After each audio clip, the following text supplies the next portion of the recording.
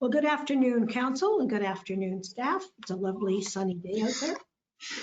We're going to call our meeting to order at 1 o'clock. And I'm going to remind you that the proceedings of this meeting are recorded and made available on the internet.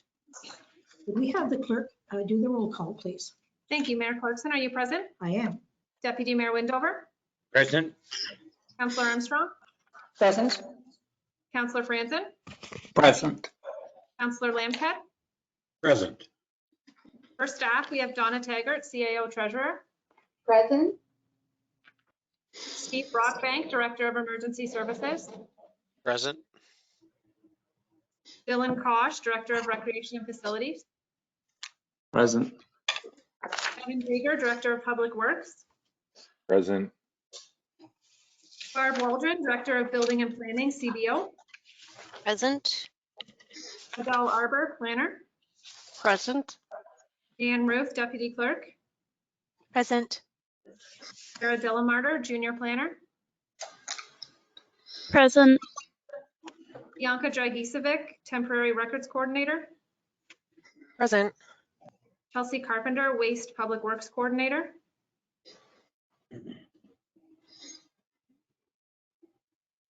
Is present, is on the line. Lynn Holtz, Economic Development Officer. Present. Matt Wesley, Building Inspector. Present. And Jesse Clark, Director of Corporate Services Clerk, is present. Thank you, Jesse. We're now going to do the land acknowledgement and a moment of reflection.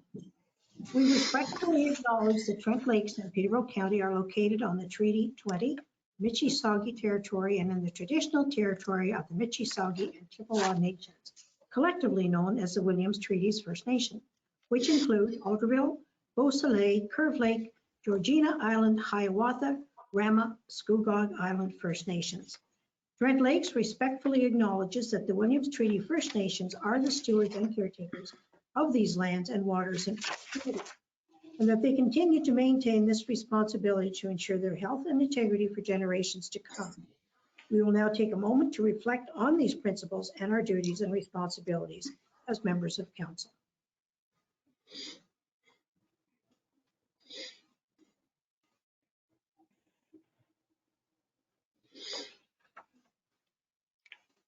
Thank you. Now I'm going to remind council members of their obligation to declare any pecuniary interest that they have now or that they might notice during this meeting. Seeing none, can we have a motion to approve the agenda and a seconder? Deputy Mayor Windover, and the seconder would be Councillor Armstrong. All in favor? Motion is carried. Adoption of the minutes from the regular council meeting of January the 11th. Motion, please. Councillor Franzen, seconded by Councillor Lambshead. Motion is carried. Oh, sorry. All in favor? And the motion is carried. Minutes and reports from committees and boards. Economic Development Advisory Committee for January the 10th.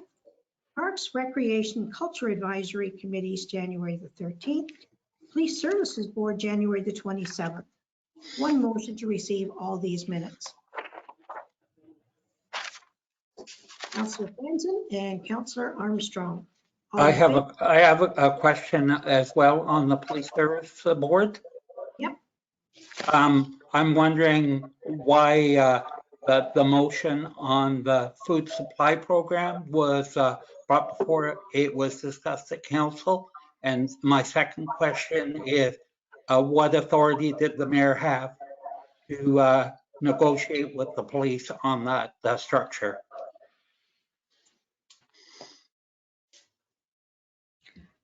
Well, to start with, I wasn't negotiating, we were fact finding. There are three pieces to this puzzle. One piece is the policing, one piece is the Lions Club, and the other piece is the township. And all three of them have to come together in order to make it work. So because of the timing, the notice of motion to go to council wasn't in time for the policing, because the policing, they don't meet that often. So all that was getting an idea in terms of sharing. And their idea was that they're not, in fact, if you want, rather than take up a lot of time now, I'll explain this when it comes to the notice of motion. But this isn't a matter of an authority type of thing, because no decision was making there. In fact, we have to determine how these pieces are going to fit before we move forward. Go ahead. I follow up. In your motion, you say the negotiation is going well, and you're representing two parties in those negotiations, the police and the Lions Club. I don't. How do you justify that? Okay, ask staff to work with the OPP to draft an agreement with OPP, Municipality of Trent Lakes, and the Lions. Before that, you state that negotiations are going well with the OPP. In your motion. Pardon? In your motion.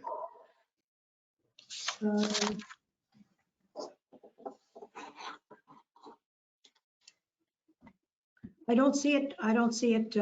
I'll wait till we get to that point. Okay. But do you think it's fair that you're negotiating on behalf of the municipality and the Lions Club?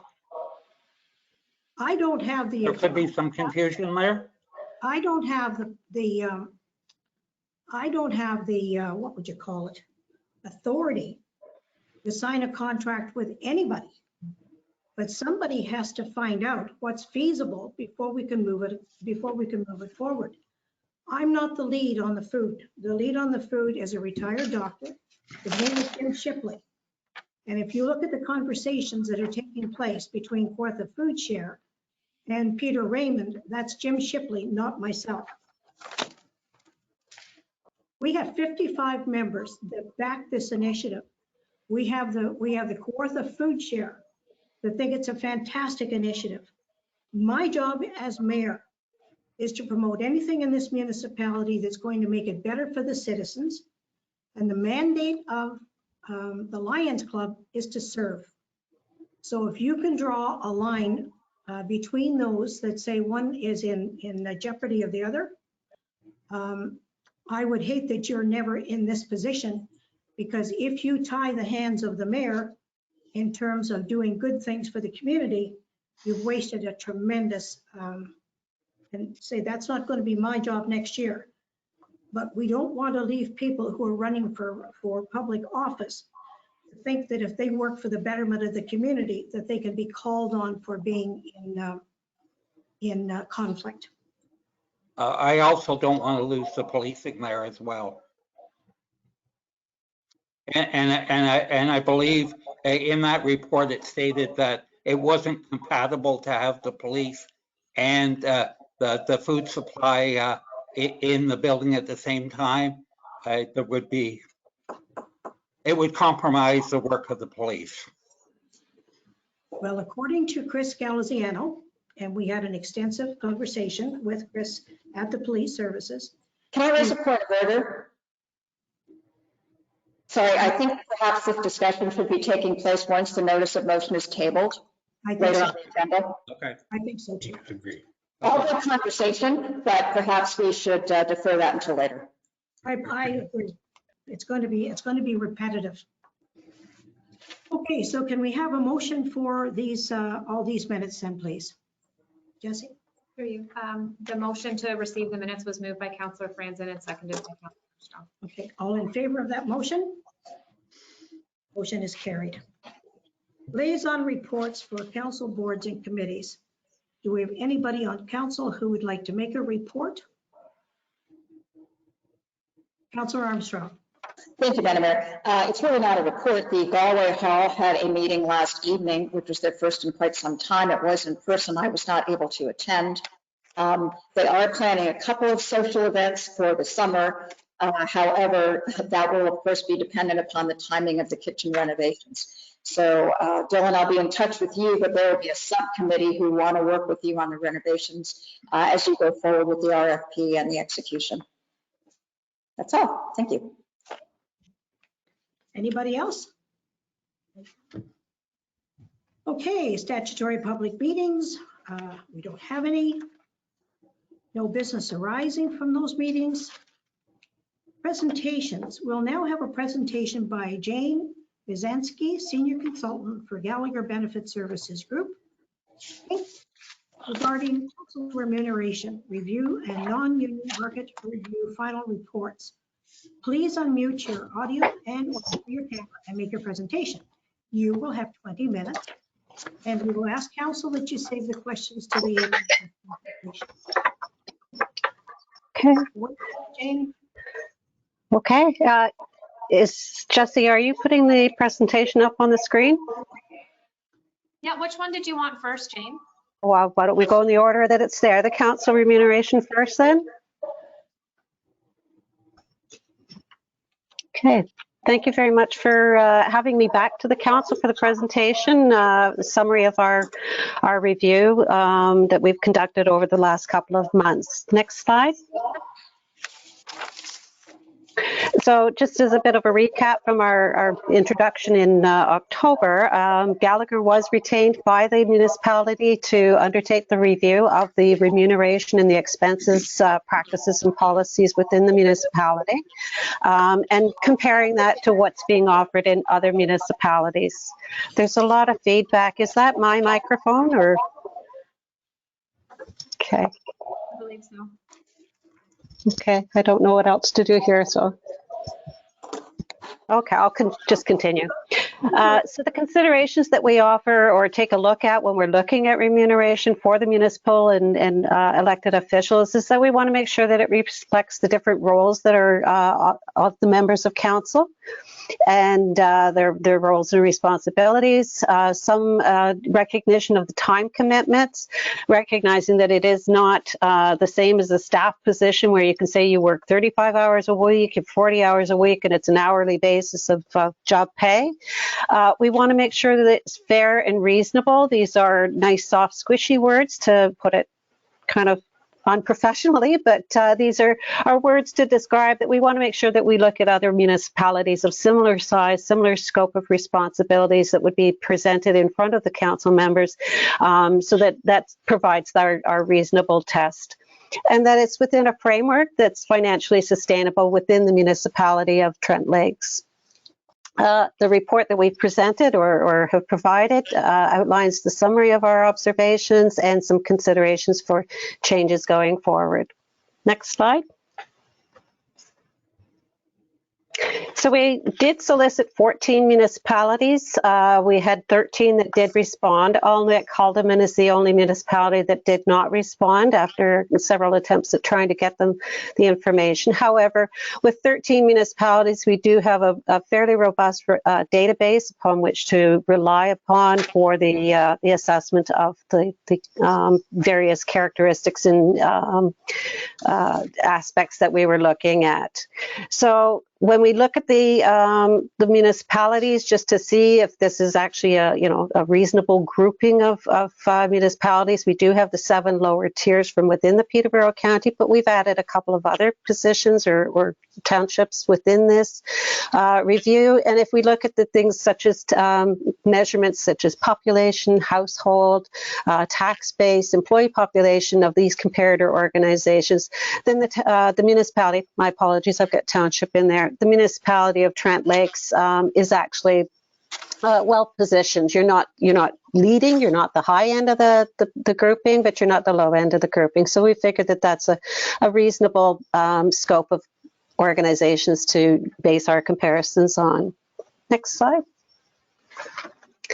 So the approach that we followed in conducting the review is we did develop a questionnaire that would solicit the comparator organizations, asking them about base remuneration, what per diems do you pay, how often, or not how often, but what's the level of the per diem, and what are the circumstances around when the per diem is paid, what kind of expenses are covered off, particularly in terms of travel expenses, are there any other cash allowances that are provided to members of council, and then what's the provision within each of the municipalities in terms of what do they offer their members for benefits, pensions, any other perks that or supports that can be considered of comparability.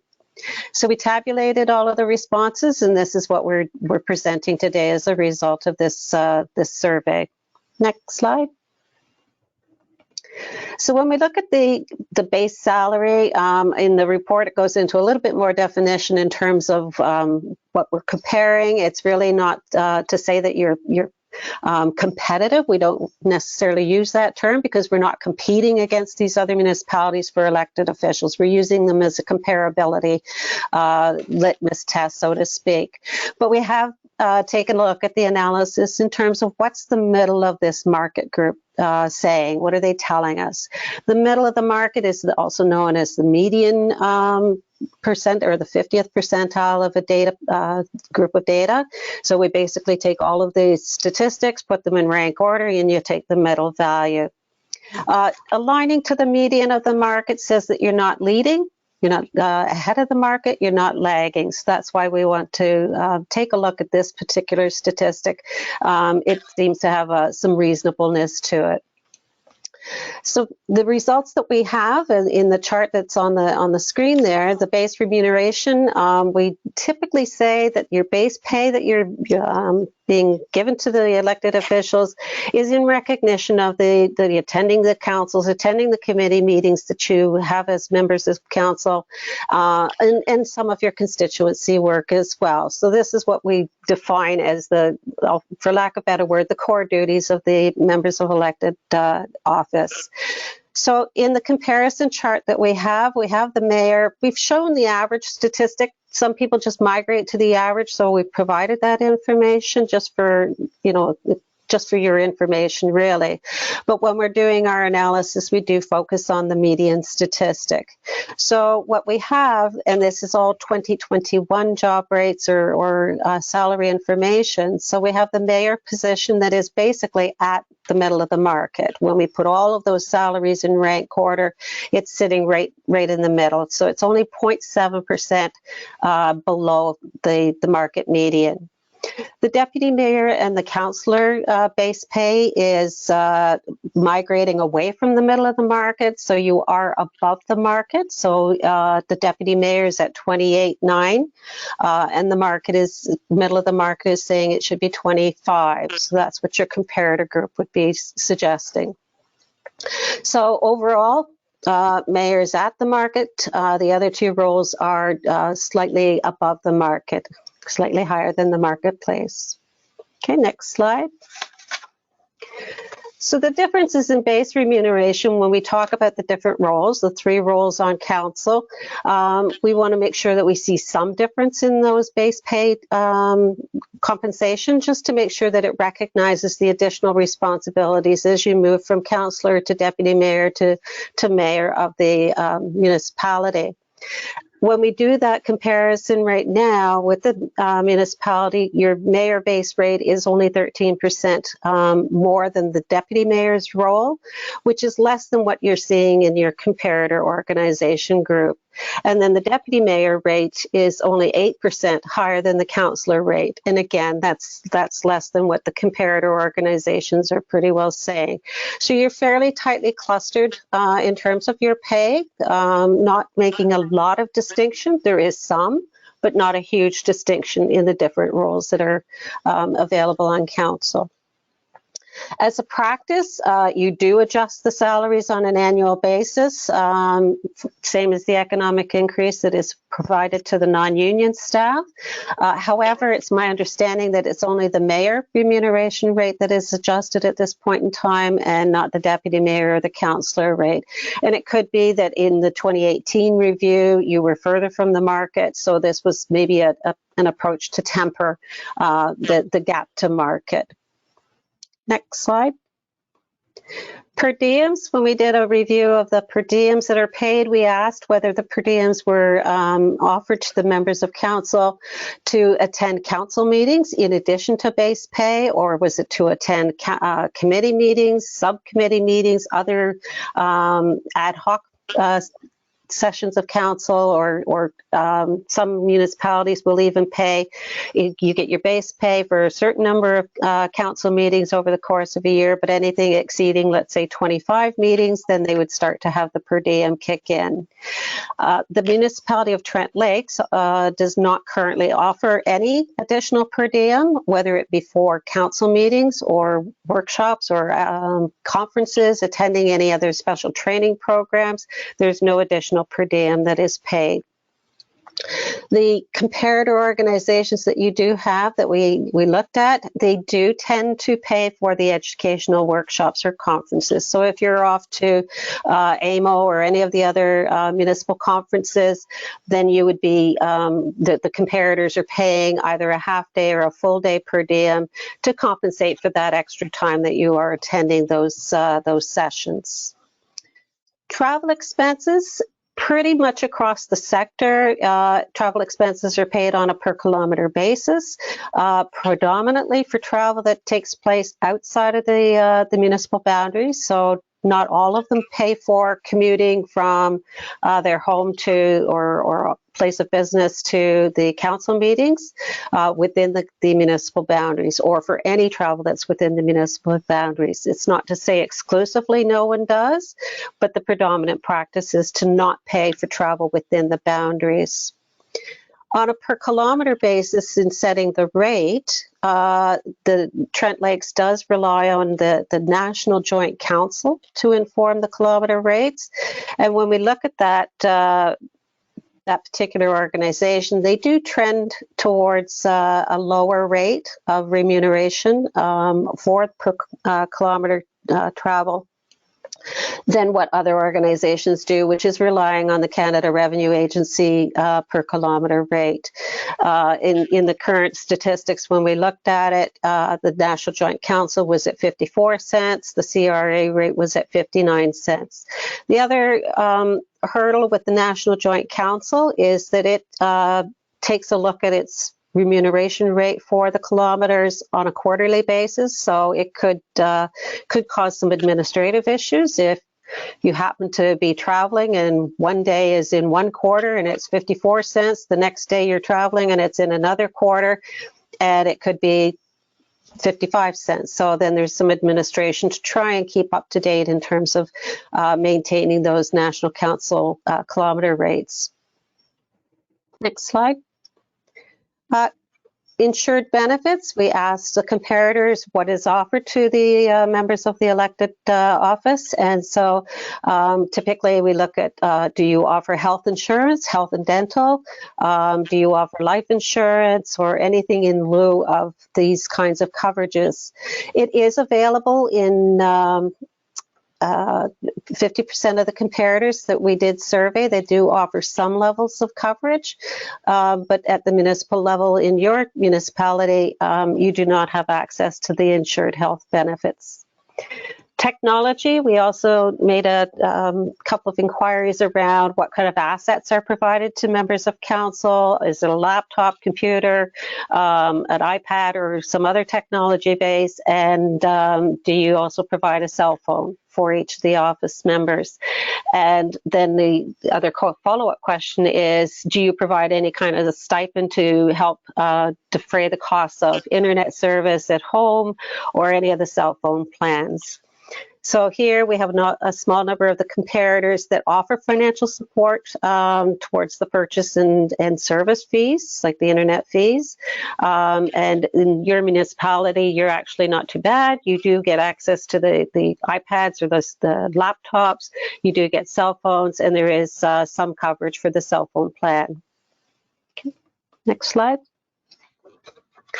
So having wrapped up all of the analysis and taking a look at where you're standing relative to the municipalities that we surveyed, we are suggesting that you confirm right now that you align yourself to the 50th percentile of the comparator market in terms of base pay and any of the other financial aspects.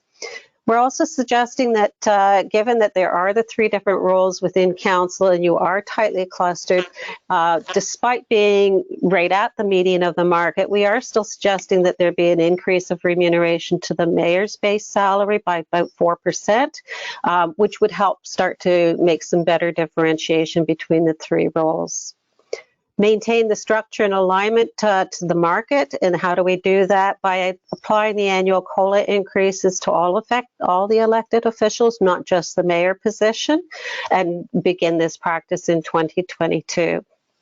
We're also making a recommendation that you move off of the National Joint Council as your basis for setting your kilometre rate and align to the CRA rate, which is more or less the best practice or the standard practice across the sector. And then for consideration is establishing a per diem that would be payable when a member of council attends a conference or a workshop or other training opportunity. And we're looking at the median of the market that is suggesting $135 for a full day and $68 for a half day, and then making sure that you define what that full day, half day is. So a half day roughly is aligned to 3 hours. And if it's for a conference, it would be aligned to whatever the conference agenda is. So you're not paying for the time that people are traveling to the conference or, evening social parts or whatever. It's really just for the basis of the council getting the benefit of that, educational opportunity as well. And I think that's the last slide. Yep. Okay, so do we have some comments? I have a couple. And Jane, thank you very much for your presentation. I guess to start with, there's a couple of councillors who voiced that they didn't think that they felt right about talking about remuneration and everything at pretty much the end of a term. And I kind of, having been in this for some time, I'm not necessarily in favor of that, because I don't know that a person who hasn't been involved in this has any idea what the workload actually is. So I think for people who have been on council for a period of time, they probably don't want to be seen as advancing their own paycheck. But at the end of the day, the information that we're gathering here is we're gathering it from information that you've gathered. And in my view, the best information to be gathered is from the council sitting around this table. When you take a look at the mayor and the deputy mayor, and you look at the populations that these numbers are extracted from, I would like to say that these numbers are misleading in that once you hit the deputy mayor or the mayor, all those numbers are multiplied by every municipality and with a portion of the city, because the duties don't end at the borders of Trent Lakes. They're much, much more involved than that, and the job gets much, much bigger. So I don't see in any of these you talk about the difference of responsibility, but I think if you're going to put populations in as the justification, then the population of the area at a whole that these groups of people service should be part of that decision making. So those are a couple of ideas that I wrote down. I think we have to be concerned always about being the people who are in the middle of a discussion. I think somebody's going to have to lead this in order to bring council into more of an alignment as to what the job is actually worth. If we're going to, and I'm saying this because everybody on this panel knows I'm retiring. So this is not self-serving for me in any way, shape, or form. But I want to see the job remuneration reflect what the job does so that we can attract people who are well suited for the position. Not people who are retired on a good pension that think, well, this would be a good thing to get involved in a spare time. This is not a spare time job. So I guess those are my comments. I think the process is a little bit skewed. So I'd be interested to hear what you've got to say. And I also saw Councillor Armstrong's hand up.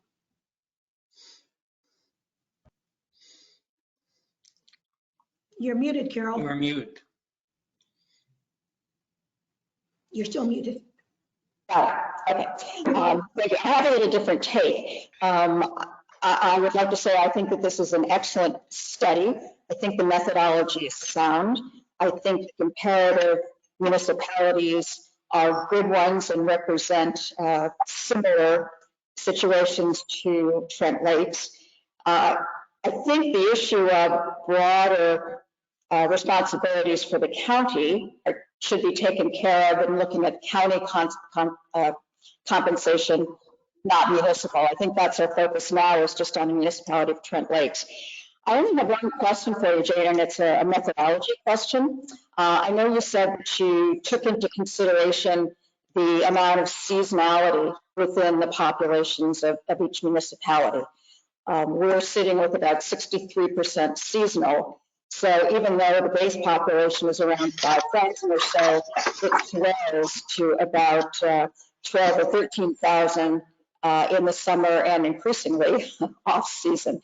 So I'm just asking how that seasonality was taken into account as you did your methodology. It may be that you've done it because you included North Kawartha and Highlands, which are similar in terms of being seasonal populations, but there may also be something inherent in your methodology that took into consideration that larger seasonal population.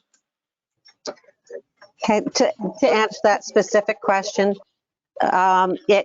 there's mathematically we did not adjust the population or the households or do anything like that in terms of actually incorporating it into the, is it within a scope of the, or a reasonable comparator organization.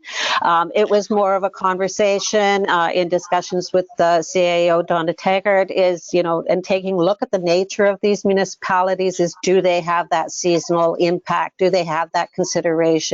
Not quantifying the seasonal nature of it. So I guess that's the direct answer, is it's not quantified as such in this statistics. It's more of just, is it a general characteristic of this municipality? Okay, thank you. Carol, you had a follow-up? No, I think that may be not a flaw. I think that would have made this a more precise analysis. I very much doubt, however, that it would have changed the results. So I respect the work that's been done and the conclusions that you came to. Councillor Franzen. I just have a comment about the size of the municipality. I don't know if that's taken into account when councillors have to drive possibly 30 or 40 kilometers to the municipal office. I think size has a big impact. When we do our inspections for a committee of adjustment, very often we put over 200 kilometers on and they're doing 5 or 6 inspections. So I think that should also be a consideration, not just population. Jane, would you like to We take a look at geography, geographic location, but not exactly geographic size. We don't measure the land coverage of the different municipalities. The issue around the kilometers, I do remember that was raised in our original presentation and discussion at the outset of the review, is that there was a lot of travel that was being incurred throughout the municipality. I think part of the challenge there too is it depends on where you live. You might live closer to the municipal office or the council office, but fair enough, the remuneration for travel should be based on a more equitable, or at least a more sound, I don't want to call not sound, but recommending that you align at least to the CRA rate, which tends to be a better rate for kilometers. Excuse me, I'm not only talking about our mileage rate, but it's the commitment that we make to go on the roads. I mean, Mhm. we're spending at times 3 or 4 hours on the road, plus the kilometers that we put in. We aren't compensated for that time that we're on the road. Okay. Going back to I'll incorporate this in terms of a conversation around the mayor and deputy mayor and the participation at the county level as well. It is a consideration. I haven't presented yet to the county of Peterborough. We've been deferred till March, but there will be some discussion around per diems as well at the county level to account for all of the additional meetings. It is something that you could consider. My recommendation is to at least give a per diem for attending conferences and workshops, but it could also be very reasonably considered to have a per diem for supplementing some of the other base remuneration that's not covered necessarily. I don't know how you would capture, because it's not a time thing necessarily. It's not like attending additional workshops or attending additional council meetings or committee meetings or ad hoc committee meetings. But a per diem would be the only other solution that I could offer on that kind of a situation for the time that is spent in traveling. It's not something that comes up that we see specifically in our council reviews as a commentary. So is it possible it's unique to the municipality of Trent Lakes? I'm not sure. But at very minimum, we were talking about the kilometer rate being increased. Councillor Lamson. Yeah, both of my questions kind of have been answered or asked by both Councillor Armstrong and Councillor Franzen. Our population more than doubles in the summertime, so we do have a lot more going on, and every council member is asked to go and attend things, and we do a lot more things in the summertime because it's not the kilometers that's the issue, it's the time of your life. It's a huge commitment, and I think I'm honored to be part of this. But it is a huge commitment, and Councillor Franzen brought up the Committee of Adjustment. If you drive from Gannon's Narrows to Burley Falls, then to Bob Cajun, then to Galway, then across to Cavendish and back to the municipal office, you've covered 200 or 300 kilometers and you haven't left Trent Lakes. Right. It's a very unique municipality because we have very few crossroads that go through the middle of our municipality. Many municipalities are grid patterns of roads, so it's easy to get to everywhere you want to get to. Trent Lakes is quite unique in its topography, so I think that should be taken into consideration. Mm-hmm. The only other comment I would make then is that because the base remuneration is expected or kind of assumed to take into account all of that information, the fact that you are higher than what the middle of the market is paying of this comparator group might help buffer that consideration. So that's why we would not say lower the base pay. There is some evidence to support that you're fine where you are in terms of the base remuneration. Thank you. Any other questions? Councillor Deputy Mayor Wendover. I'd just like to comment on the fact that you also got to consider the fact how many fire routes we have.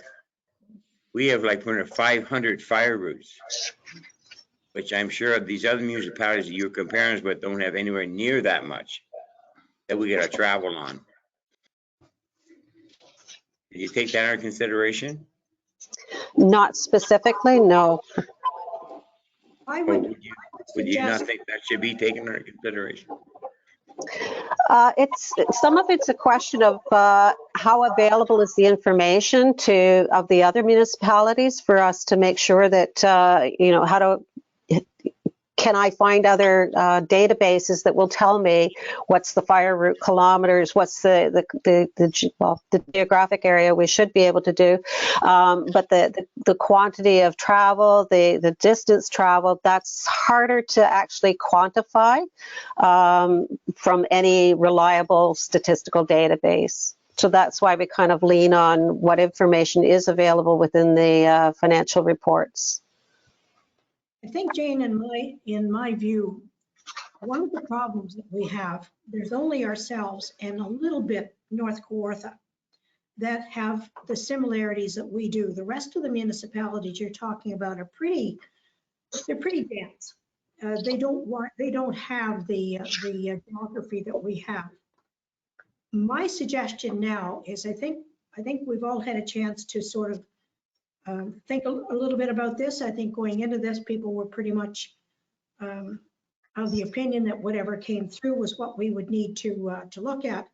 I would encourage my council to put their thinking caps on, watch through kind of what we've heard, and then suggestions through the office, and have those passed on to you so that the next time we see you, we can have maybe a more fulsome discussion based on the questions that have appeared here today. I remember one of our counselors a couple of years ago, and the statement was, well, I don't need any of these things because it's not that big a job. And we now know after a period of time, it is a very big job. So when you compare us to, say, what staff get, that's a comparison that really bothers me. Because if staff in the price range that they have, and I'm not begrudging what they have, but if they get a 4% raise, look what happens to them. If we get a 4% raise, look what happens to us. It's the same thing as the county with the roads budget. It gets further and further and further and further apart. Buy a car these days. You know, we will in 4 years' time, I'm not sure about Ron, but in 4 years' time, I will wear out a car. And that has been proven in the length of time that I've been. That's how long you're going to get a car. There's no room in any of this for any type of a car allowance. It all is simply the gas factor. Now, how would you capture that? I guess if I were going to capture it at the end of the month when I see what a person's put in mileage, I'd say, okay, this mileage represents this many miles. What's the depreciation? So I would have a calculation that would determine what the depreciation of a vehicle would be. Vehicles are not being provided to us. We have to provide our own vehicle. And to say that cost has gotten more and more and more out of line. So these are questions that we may not have the opportunity to get this deep into again for a long time. So I'd like to see us really give this some serious thought, have you put your thinking cap on, and then come back with another meeting before we say it's a done deal. Okay. Councillor Armstrong?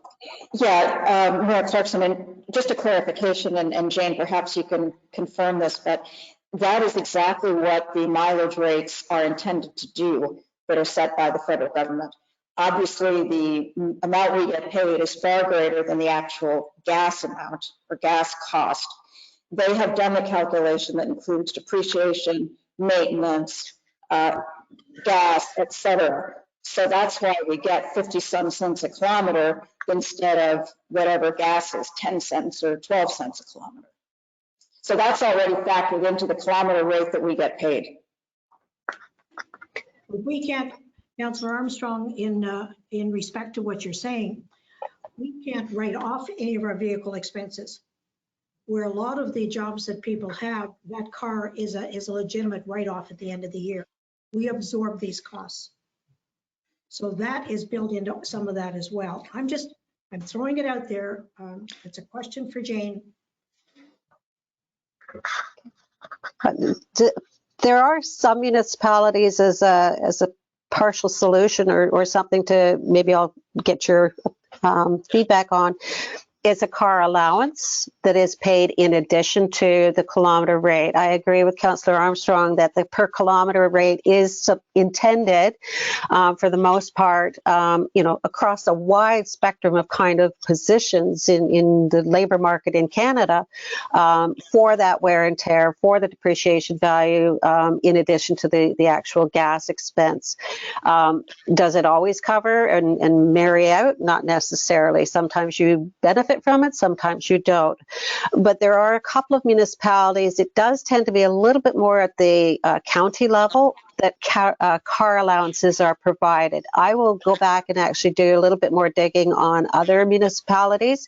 The comparator group did not provide, they don't offer it as a car allowance in addition to any kilometer provision or a payment in lieu of kilometers traveled, like it's more of a lump sum that's paid. So I do have a couple of other municipalities that I'm dealing with that do that. So I will do some more digging on just what is the nature of the provision that is offered and what's the nature of the municipality, the geographic considerations of the municipality where it is offered as an allowance in addition to the kilometers that are provided. Thank you. Have we any further questions? Councillor Franzen, I saw your light go on. Did you have a question or you just lit up? The light just surged. Pardon? The light just surged. Okay. I'll make a motion to receive the report. Okay, and we have a seconder. Councillor Armstrong, all in favor? And that motion is carried.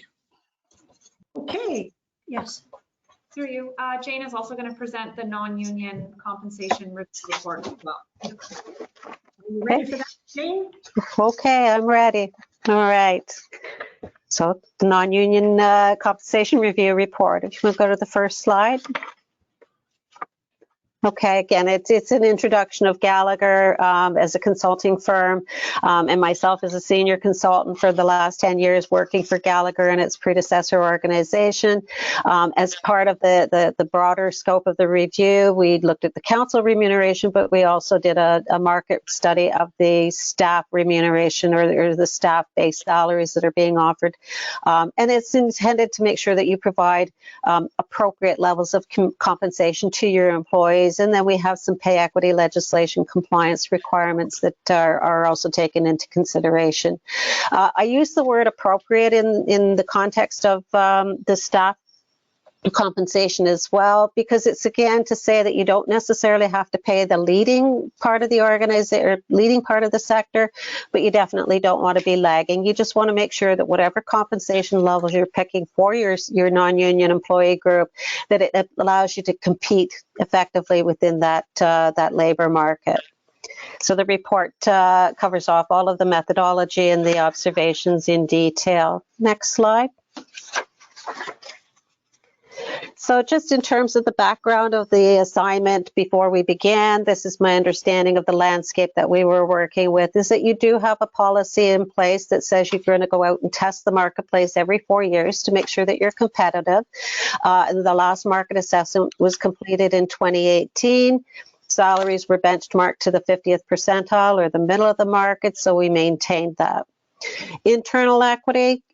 You've been maintaining that. You do have an external HR provider that helps support that job evaluation. If you have new jobs or changed jobs, you're evaluating them, you're putting them into the hierarchy of the positions to make sure that you have internal equity. Salaries are reviewed every year to make sure that you're not losing ground in terms of inflation, and you adjust them on an annual basis. So that's all good things that are happening, good best practices that are in place within the municipality. Then in terms of compensation and recruitment, you have had some actual experience within the past couple of years or the last year where you are experiencing some of the difficulties that are facing the municipal sector for recruiting and competing and attracting talent. So you had some with a director of public works, a CBO, I think some finance positions, a planner position. These are all very active and competitive positions or job families within the municipal sector. Next frame. as I said, the landscape has changed significantly in the last 3 to 5 years. Even before we had the pandemic, we had what was referred to as the silver tsunami, where we have a lot of the baby boomers in the municipal sector are now reaching the retirement age, so they are leaving in fairly significant numbers. They're leaving vacancies in the senior leadership ranks, in the middle manager ranks, in a lot of the technical and professional positions that are now retiring. And if they're retiring in the same level of or degree across the municipalities of Ontario, then you're all now competing for the same group of employees in the feeder groups to supplement these positions. There's also the feeder group into the municipal sector, into the public sector careers. We have, as I said, the planning, building inspection, municipal finance is very unique, bylaw enforcement, and then even some of the labor positions. We are hearing from a lot of our municipal clients that they're having trouble competing to try and fill the labor public works jobs that they have in their organization. And it's because there's not as many people going into the sector. It's just reduced volume, reduced level of people going into the professions. There's also, as a result of the pandemic, it will be interesting if and when we ever get out of the pandemic situation, but it has created a different dynamic in the labor market as well. So there's some people that are finding mobility where they can actually pick up and they can move to any municipality in the province because maybe their spouse or their partner has some mobility in terms of they can work from home and do everything remotely. So it's going to definitely change the dynamic of the labor market in general, not just municipalities. When we approach a compensation review project, these are all of the elements that we always try to keep in mind. Fairness is established in a hierarchy of positions by evaluating jobs on the same criteria and making sure that you're ranking your positions relative to one another. Compliance speaks to the pay equity compliance, and that requires us to evaluate the female jobs against the male jobs of similar value to make sure that there is no pay equity gap. Competitiveness, are you paying an appropriate level of remuneration or compensation to your positions relative to what the market is paying so that you can attract the top candidates, you can attract the good quality and or not lose the candidates and the employees that you currently have. And then the last point is affordability, and this is always more of the council purview where you're concerned about the costs. That I mean, it would be nice to come in and say, hey, let's give everybody a 45% raise in compensation. You'll definitely be competitive, but there's a whole affordability question that we have to be practical about. Next slide.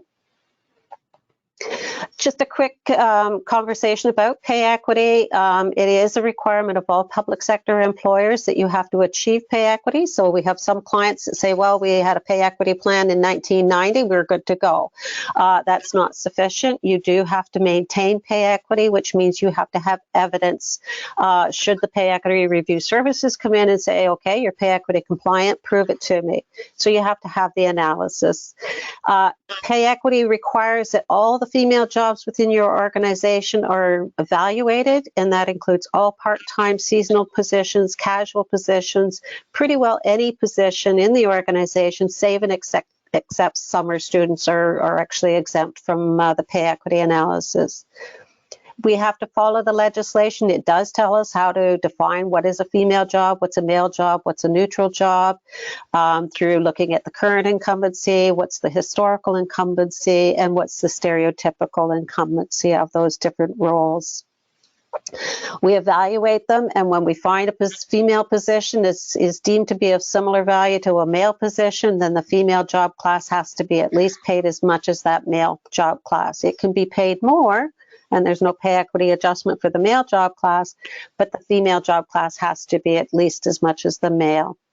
And we always look at the job rate when we're talking about pay equity. Job rate is the top rate. We don't consider the minimum rate or the range of salaries that we're paying, but it's what's the maximum earning opportunity for the position when we're doing our comparison. And then the maintenance aspect of it says that you have to do ongoing evaluations. You have to have that ongoing comparative analysis of the male, female, and the salary if there's any gaps to be addressed. Next slide. So with the market review, which was the main component of the study, we again had the 14 municipal comparators, 13 of which participated in the review. Again, Alnwick Calderman did not participate. Next slide.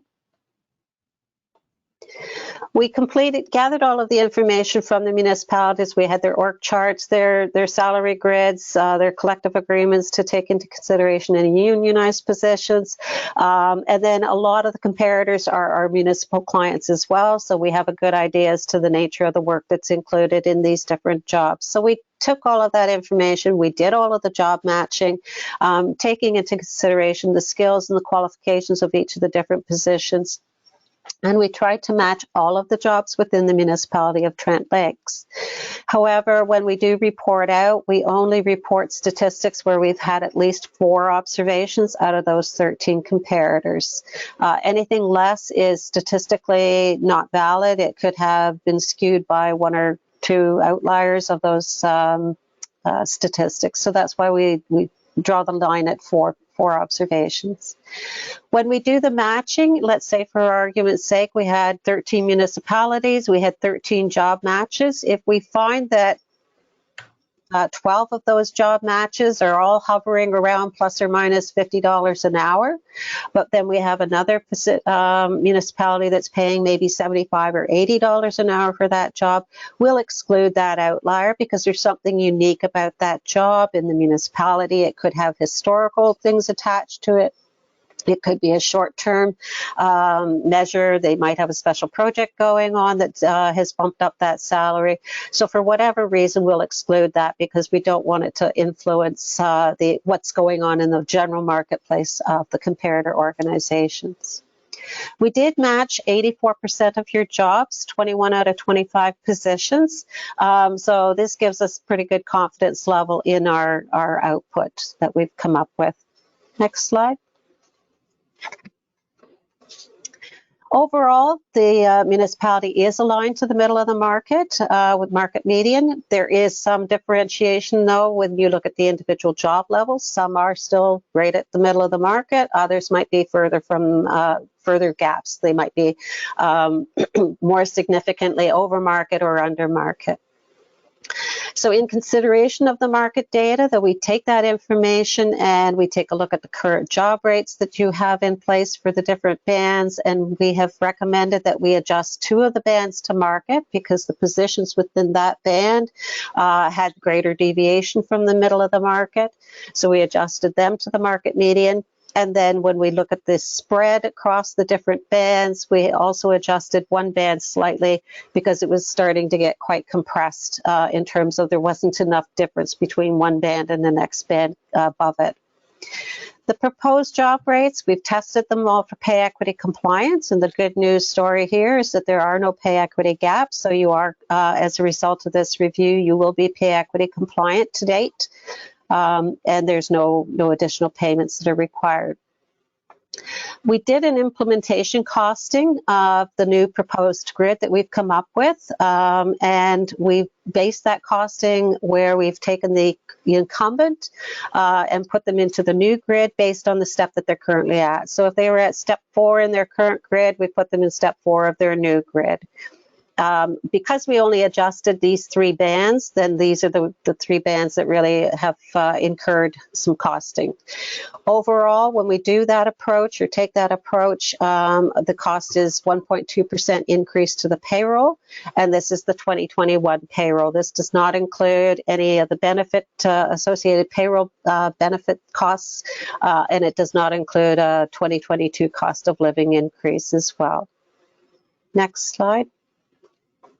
So for consideration, the recommendation as a result of the market study for the non-union group is that you implement the 2021 salary grid because it does have internal equity. You are externally competitive with the grid, and you are pay equity compliant. We make mention here of harmonizing the job rates, which is what you have right now, meaning all the jobs within the band are paid the same hourly rates, and it's been given due regard to the job evaluation results that you have. You have a 6-step structure right now within your current grid. We're maintaining that. There's no reason to change it. It's working for you. And it's within best practices in the sector. And we're also recommending an implementation date effective April 1st, 2022, which is aligned to your current practice of changing your the cost of living increases at that point in time. So administratively, you're doing one collective increase. Next slide. Also that the grid, the 2021 grid, be further adjusted by the 2022 cost of living adjustment that you're being proposed in your budget deliberations, and it's applied to all of the job rates equally. And then again, a note to just confirm that the pay equity analysis will serve that you are pay equity compliant as a municipality. And I think that's the slide. Thank you. Thank you. Do we have questions here? I just have one, and it's a comment, Jane. You said determining whether it's a male job or a female job. I'm surprised today that there's any difference made between the two. You'd be, yes, nice to know, that we've gotten over this whole stereotypical, but it's not gone completely. So yes, we still have to maintain pay equity. There are still some stereotypical, long-term ingrained differences that we still have to kind of chip away at and make sure that they don't creep back into the salary structures or into any of the compensation structures. But yes, there'll come a day when we can say we don't need pay equity legislation. It hasn't come yet. Oh, I wasn't thinking of the pay equity. I was just thinking in terms of being a male job or a female job. Oh, okay. My apologies. Yes, no. And there are questions before the Pay Equity Commission as well, in terms of how do you deal with, I've lost the terminology, the gender neutral, I apologize, I've forgotten the terminology. Anyways, yes, so we'll move on. Okay. Councillor Lavsette. I think I would prefer to just call them all jobs, and whoever qualifies for them should get paid equally. Yeah. Correct. That's what I was getting at. Yes. Well, the good news is that's what the municipality has been doing, because you have no gaps identified. So, anybody else questions or a motion to receive this report? Councillor Lavsette. Make a motion to receive the report. Thank you very much. okay. All right. Deputy Windover, you're going to second that? Any other questions? All in favor? Thank you. Thanks, Okay. Jane. All right. Thank you. Okay, now we're looking at our staff reports. Evan, are you there? Because you're first up. Yes, I am. We Thank have a you, Mayor. motion to, we'll do, actually, after the report, we'll do that. Go ahead. Through you, Mayor, to members of council, before you today is a fourth quarter report for 2021. One of the big highlights in this report, and which was accomplished in Q4, was the launching of the Food Cycler program. This program was spearheaded by Chelsea Carpenter, who's done just an absolutely wonderful job with all the pre-stuff, getting all the orders done, getting the orders organized, dealing with delays in shipping, getting all the residents their different food cyclers, helping them get replacement parts, and just the overall reaction from the community has been absolutely fantastic. We had 133 of the 150 food cyclers signed up for, which is really, really good. And just some of the comments people are saying, they're only going to the transfer station once a month. They're really seeing a big decrease in the amount of garbage, and they're really looking forward to using the I guess, what comes out of it in their gardens and stuff like that. So it's just a fantastic program that was led by Chelsea Carpenter, and I've just sort of come in and just enjoyed the ride. So if you have any other questions or comments, I'm here to answer. Councillor Armstrong. Yes, thank you, Madam Mayor. Absolutely, thank you, Evan, for pointing out the success of the food cycle program, and I also wanted to congratulate you on being awarded the Community Education Award. Just one more example of how we're leading the way in the whole waste area, so thank you. The other comment is around release of the RFP for building the new depot at the 49 location. I know you said early Q2.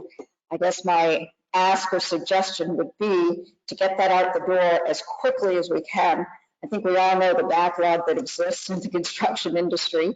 And if we want to get it done this year, I think the earlier we're able to get that out there on the street, the likelier it is that we'll be able to complete that project this year.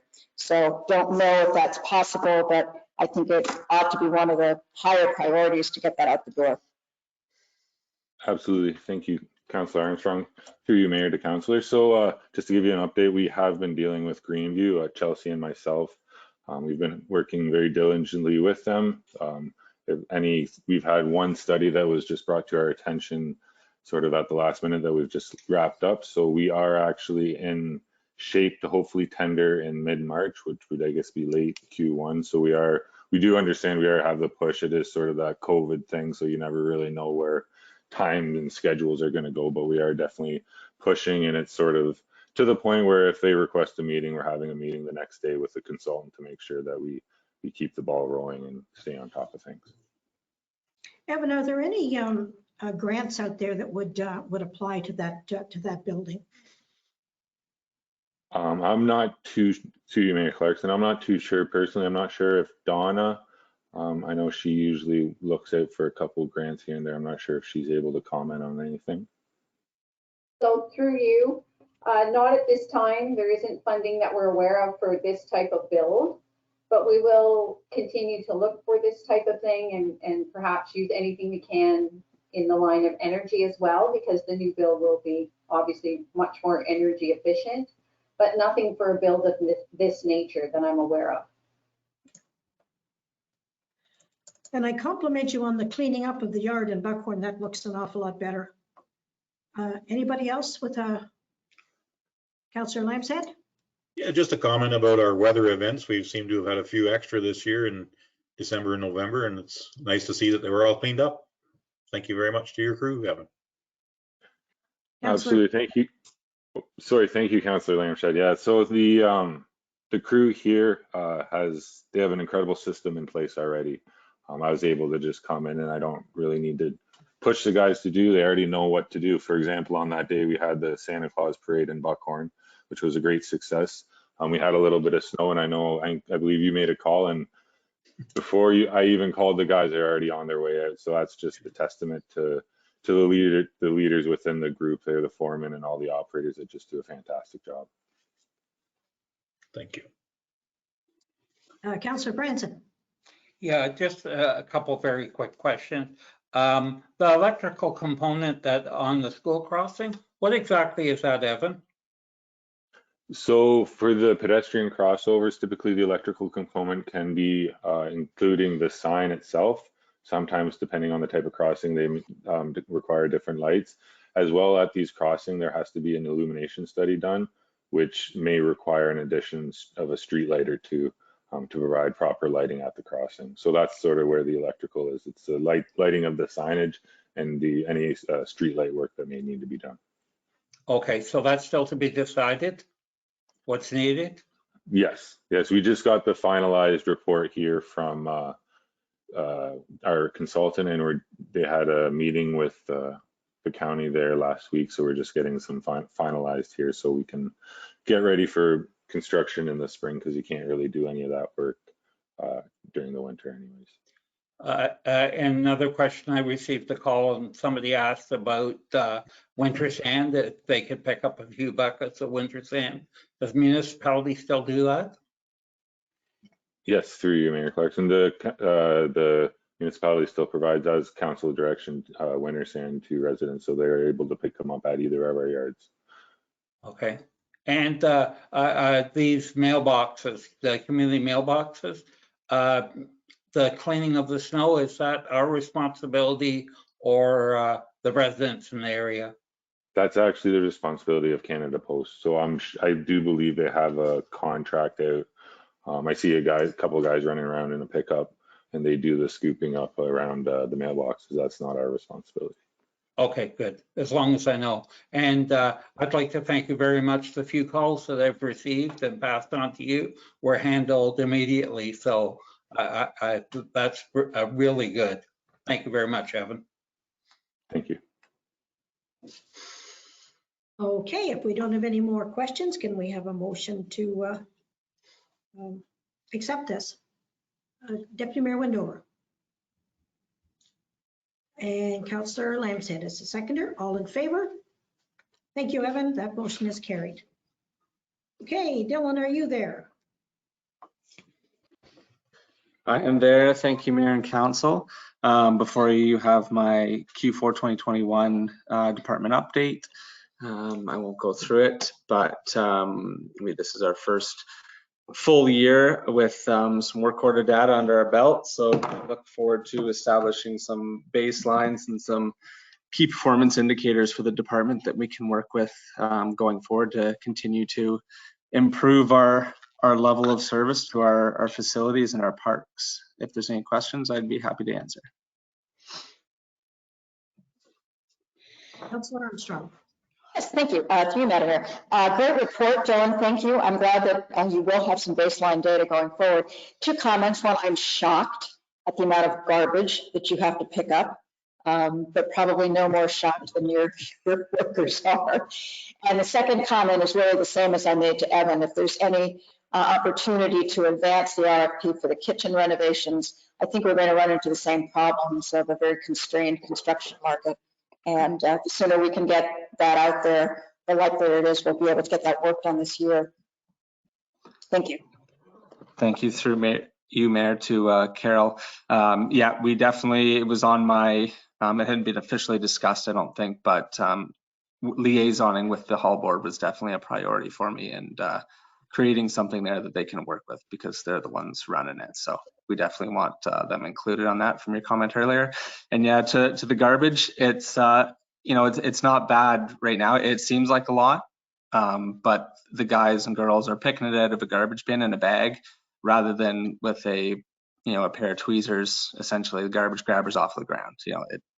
People leave it there steady, and at least if it's in the bins, it's minimized how much the animals get into it and distribute it everywhere. It's a lot, but it's the nature of the beast that we have with a couple of these locations. Okay, well said. Can we have a motion? If there's no more comments, can we have a motion for this to accept this report? Councillor Armstrong and Councillor Lambshead, all in favor? That motion is carried. Okay, Steve, you're on.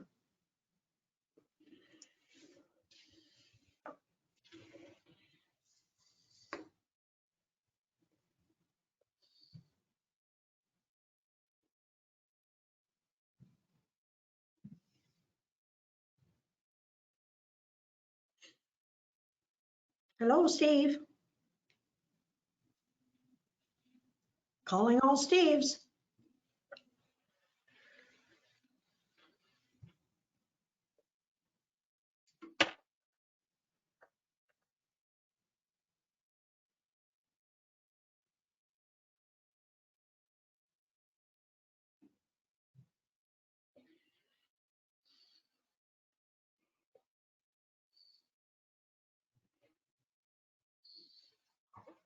We know he's there.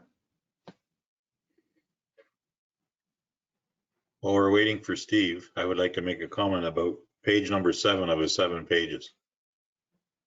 Go ahead. It is almost all a red piece of paper. Every one of them is a GPS location of how many calls and situations we've had in Trent Lakes. We're soon going to be able to just cover it in red. And most of them are medical. That's a testament to our volunteers in our department. Are amazing. Yeah. So through you, Mayor Clarkson, I'm understanding that Steve has a difficulty right at the moment. He's not able to unmute.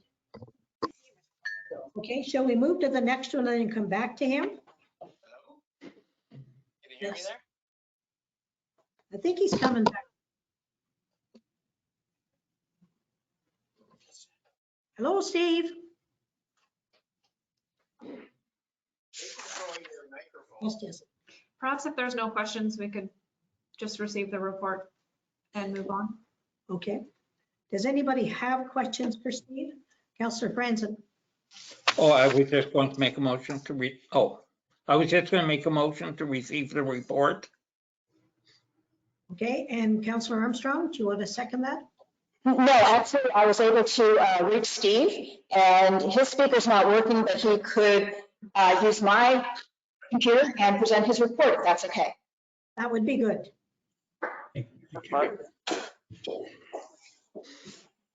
There he is. Hello, I'll be Councillor Armstrong today. I'm not sure what happened, technical difficulties, but through you, Mayor Clarkson and Council, you have my report. If there are any questions, I'd be happy to answer.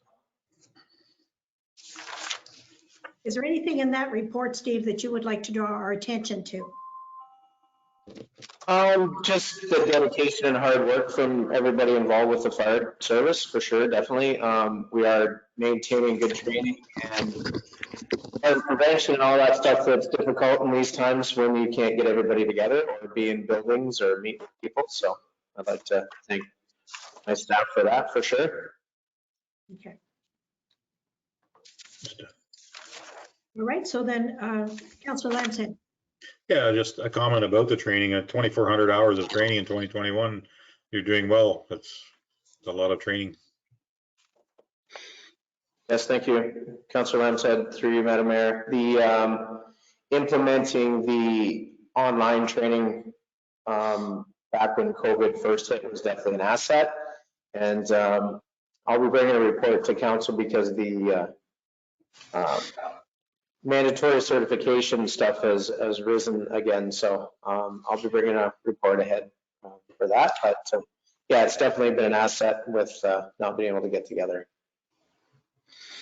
What do you do with equipment that's obsolete?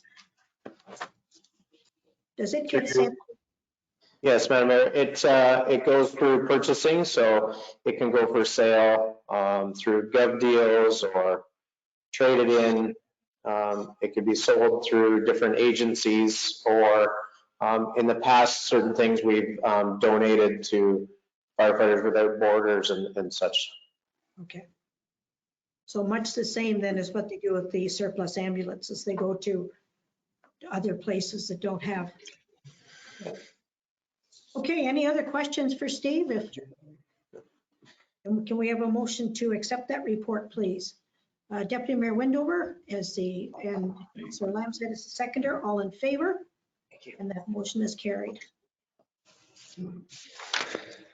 Okay, Barbara Waldron, you are on, Director of Building and Planning, the busiest lady in, I don't know where.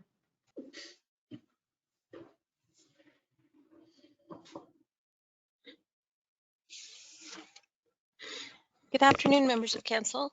Hope you're all well today. So I have a very detailed quarterly report and nothing too much to add unless you have some questions. I do want to actually give credit to I like to give my staff pats on the back when they deserve it.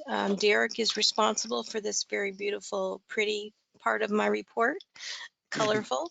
So he's put that together for me.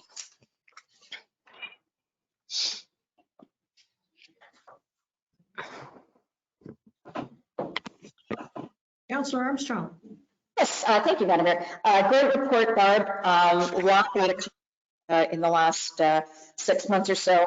I guess my question is, in general, and you've been able to bring some work back in-house, which is amazing. I just wondered, How big is your backlog right now? And when do you see that being essentially back to being real time? Yeah. When do I see, I'm just sorry, I'm gonna put my camera on so you can see me. When do I see this coming back to normal? My goal is December 2022. To be quite honest, our workload is huge this year. It's a load of new things, new initiatives, and catching up from 2022, both in the building and the planning department. As you know, we have there's about 5 or 6 items that I am calling fire items that we have to deal with immediately, and they are big. Oak Orchard, hopefully we're near the end of that. But there's a lot of work to do, and maybe by October, to be quite honest, we'll have kind of we've accomplished a lot. Let's just go into easy flow. Cloud permit, it has some issues in it, and it's not like the perfect program, because there is no such thing as a perfect program. I find trying to go through, it's called my dashboard, and on the dashboard it lists all the permits that I am to review, and yeah, I usually start from the bottom up because those are the older ones. So once you kind of go through and you flag issues and you let the owner know, there's no tab on the side to say, check, I've reviewed this one. So we're trying to communicate with Cloud Permit on ways to make the programs better. And Cloud Permit is used by a lot of building officials. We all have the same comments, and recently MPAC has just announced that they are going to be using it as well, which actually will mesh really well with our reports, I hope. Barb, is there any indication as to when Impact is actually going to do another assessment? That I'm not sure about that. All right, do we have I'll just add one more thing, just because during that presentation, she was talking about certain positions, being very high demand and high priority.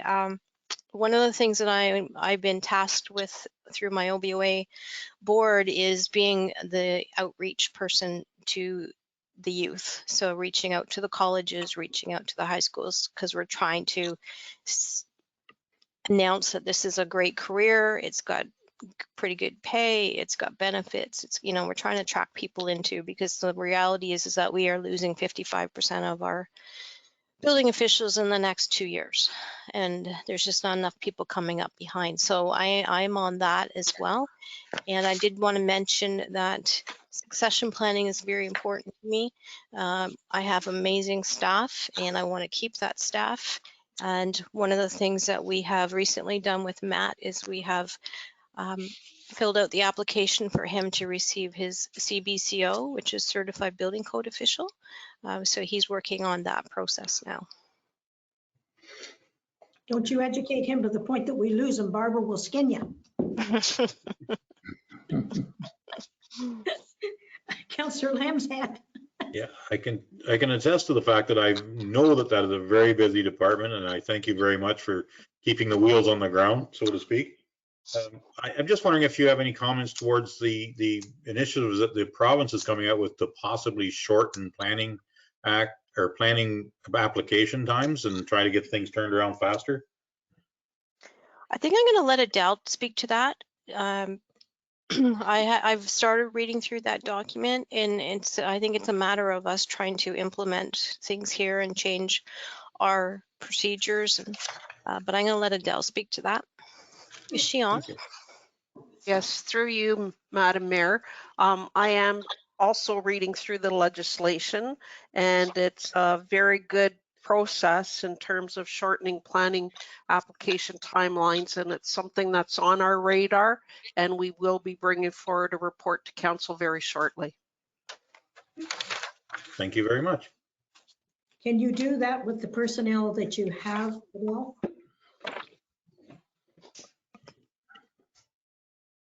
Through you, Madam Mayor, that's something we will be looking at as part of that process, not only looking at the timelines, but ensuring that we have enough staff in order to make process work better. All right, any other questions for Adele or Barb? If not, may I have a motion to receive this report? Councillor Franzen? Motion received. Thank you. Seconded by Deputy Mayor Windover. All in favor? Thank you. Councillor Armstrong? In favor? She's froze. Thank you. Okay, Sarah, Junior Planner, application for zoning bylaw.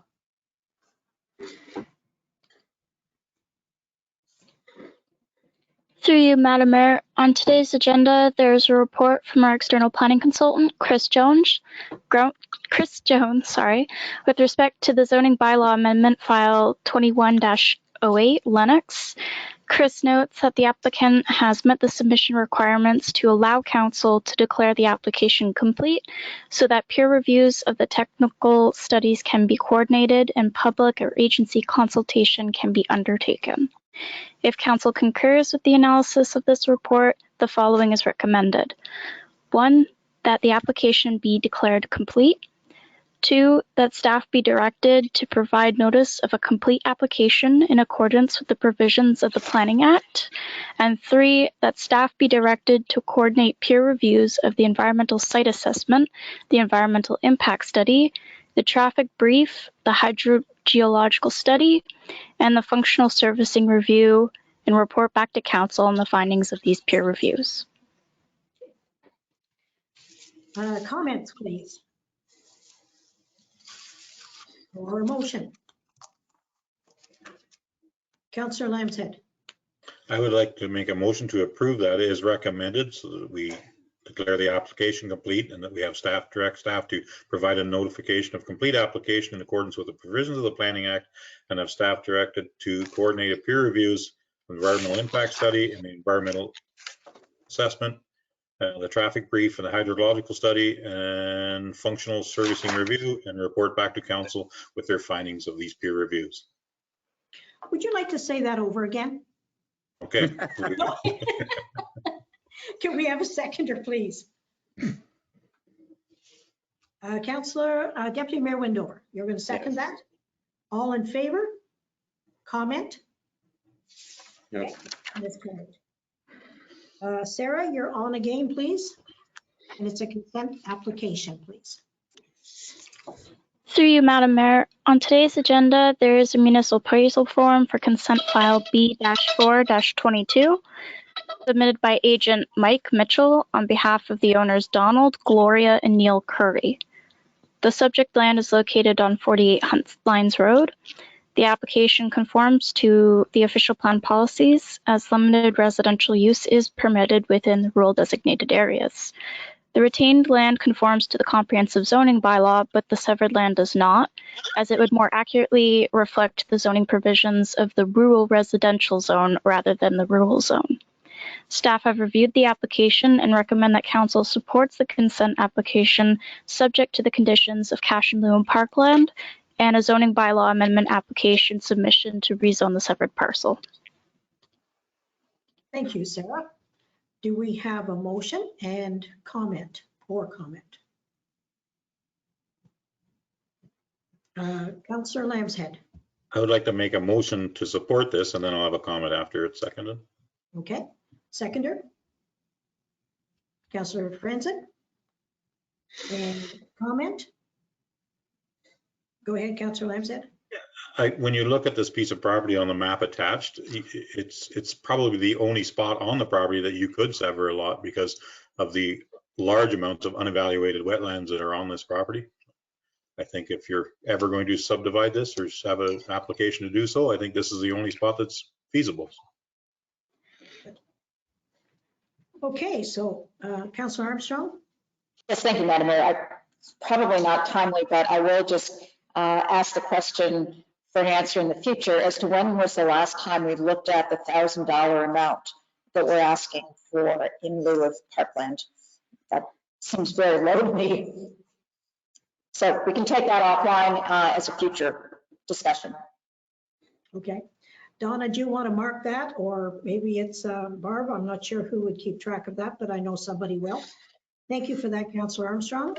So all in favor of Councillor Lampstead's motion? And that motion is carried. Thank you. Okay, Jesse Clark, Services Clerk on behalf of the short-term rental. Thank you. Through you, Mayor Clarkson. An online survey for public consultation for short-term rentals was launched on November 1st and ran until November 19th of 20. Excuse me, Jesse, I think I'll step out for this one. Okay. Pardon? If you want to go out with that one.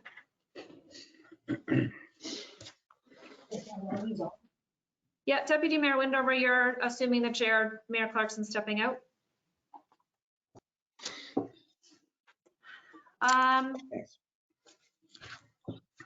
Sorry, I'll start again. An online survey was launched on November 1st for public consultation for short-term rentals and ran until November 19th, 2021. A public consultation session was also held on November 23rd, 2021. A total of 1,620 surveys were completed and 18 people provided delegations at the public consultation session. The response rate for this consultation was high and provides confidence that a representative sample of the Trent Lakes population has provided input to the short-term rental public consultation. And this is further supported looking at some of the demographics of age, geographic distribution, and a breakdown of seasonal and permanent residents from the public consultation. I won't go into details of all of the questions. I believe there are 21 questions, but in summary, 64% of respondents felt short-term rentals should be regulated, and 59% of respondents supported the proposed licensing program for short-term rentals in Trent Lakes, and that was the survey respondents. In summary, the short-term rental group is reviewing the survey results and delegations in depth, and while there is support for the proposed short-term rental licensing program, many have also expressed concerns with the current proposal. The public consultation process has reiterated that this subject and the proposed licensing program are very polarizing. The short-term rental working group is continuing to meet to search for an appropriate proposal that acknowledges the benefits of short-term rentals while mitigating the negative effects they may present in the community by taking the feedback into consideration. The recommendation today is just to receive the report and direct the working group to utilize short-term rental survey and public consultation session results to bring forward a recommendation.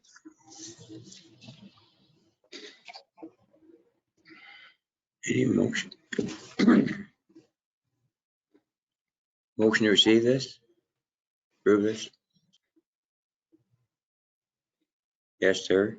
I will make a motion as recommended that the council receive the report from the Director of Corporate Services on behalf of the short-term rental working group regarding summary of the public consultation on short-term rentals, and further that council direct the working group to utilize the short-term rental survey and public consultation session results to bring forward a recommendation. Very good. Seconder? Yes, Ms. Armstrong, yes. Okay. All in favor? Carried, okay.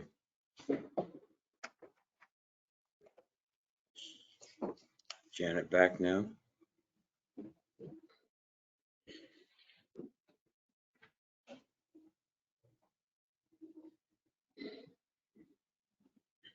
Janet coming back?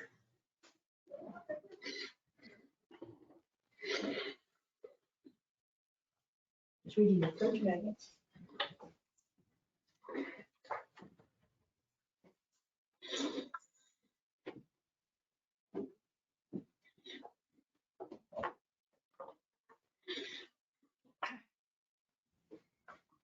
Okay, now we're ready again. Okay, Finance, I think, is Donna for the Q4 report. Yes, thank you, and through you. Before you is the Q4 report for the Finance Department. I'm happy to answer any questions. I also wanted to let you know that the 2021 audit is well underway. It's a remote audit. It's quite unique, but it's going well so far, but I'm happy to answer any questions if you have any. Okay, do I see hands anywhere? I saw her no program and it made me dizzy. Okay, could we have a motion to accept that report, please? Deputy Mayor Windover, Councillor Franzen, all in favor. Motion is carried. Lynn Holtz, Economic Development. Thank you and good afternoon, Mayor Clarkson and members of council. Speaking through you, Madam Mayor, you have before you the Economic Development fourth quarter report for 2021 for your information. I'm quite happy to answer any questions to the best of my ability.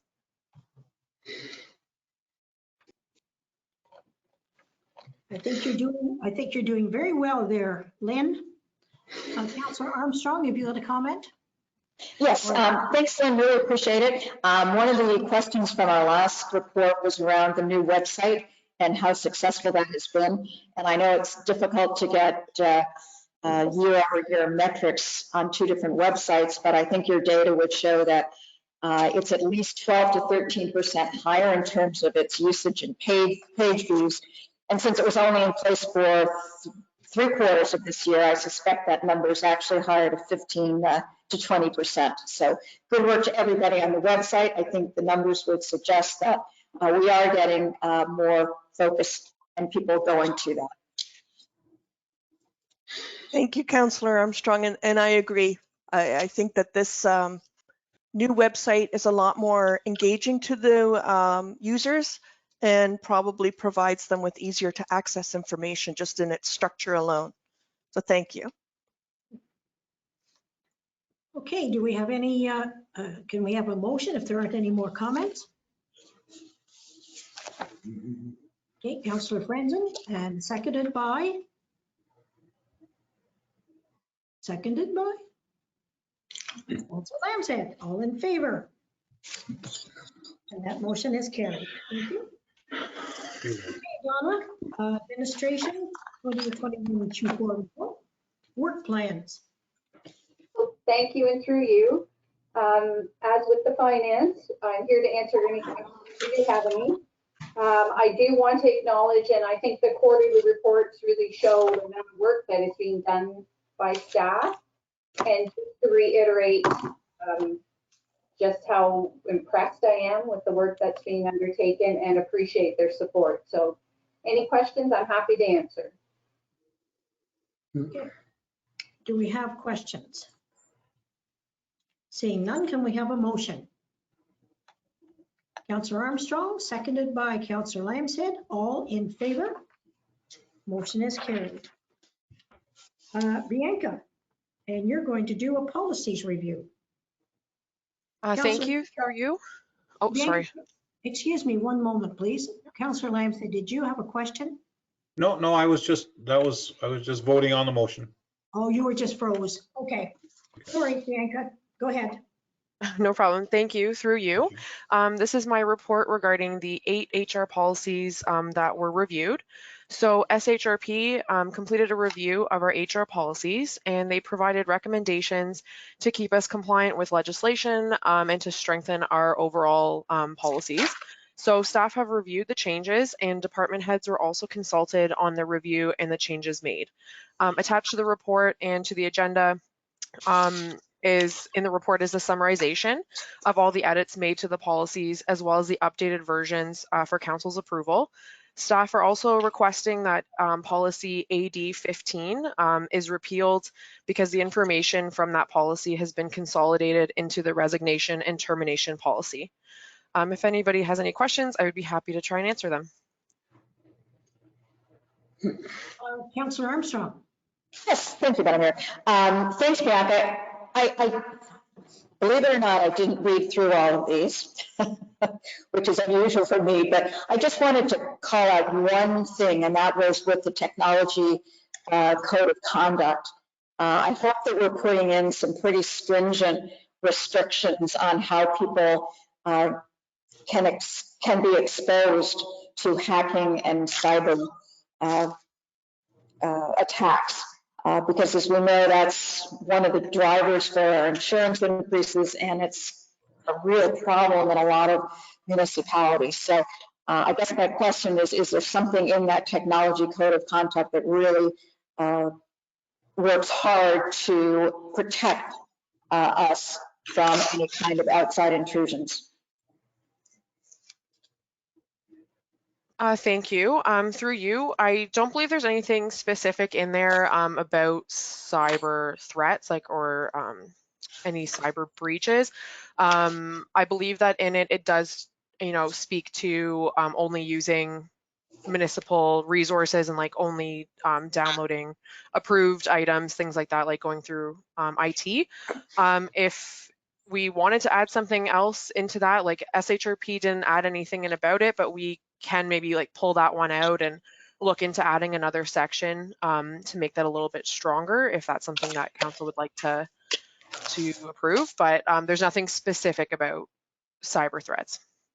Okay. Thanks, Bianca. I don't necessarily need that the policy be changed to include that, but I do want to make sure that we have something in place, and it may be a process to ensure that we're doing everything we can to mitigate any attacks.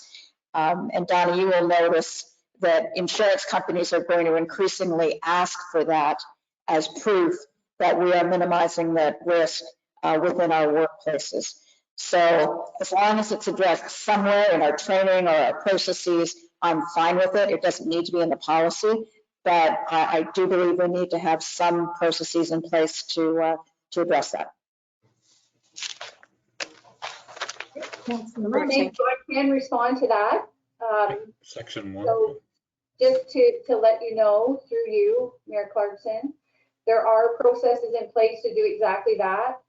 That is the reason we are investing in the new IT technology in 2022. And we have improved access for those working from home, that it's through a specific WatchGuard portal. And yeah, we will continue to make sure we have the processes in place, and there's no 100% protection, we know that, but we will be making sure that we have it as protected as possible. Okay, Councillor Lambshead, you had your hand up. Yeah, I was just saying that section 1.07, the social media policy, kind of states that there might be some training and authorizations put in place. So I think that would sort of speak to that as well. Yeah. Okay, any other questions or comments or a motion? Hello? Councillor Lambshead. Motion to approve the policy as recommended. Thank you. Deputy Mayor Windover, you want to second that? All Yes. in favor? And thank you very much, Bianca. It's nice to see how well you've stepped into some of these things, and you're very efficient and just welcome. Thank you. Okay, now, that's that one. Anne Ruth, you're next. And you're buying a truck. Thank you. Through you, Mayor Clarkson. Tender RFT-07-2021 for the supply and delivery of one new tandem dump truck with plow, wing, sand salt spreader, and may include optional trade-in with delivery in 2023, was posted on December the 10th and closed on January the 19th. 2 bids were received and reviewed for compliance by staff. The bid submission received from Winslow Girolami Motors Limited was identified as a conditional bid, being a bid qualified or restricted by an attached statement, resulting in rejection of the bid in accordance with the municipality's purchasing policy. Staff are recommending award of the tender to the lowest compliant bidder, being Donald Curry Trucks, Inc., including extended warranty and vehicle trade-in. Thank you. Where are they out of?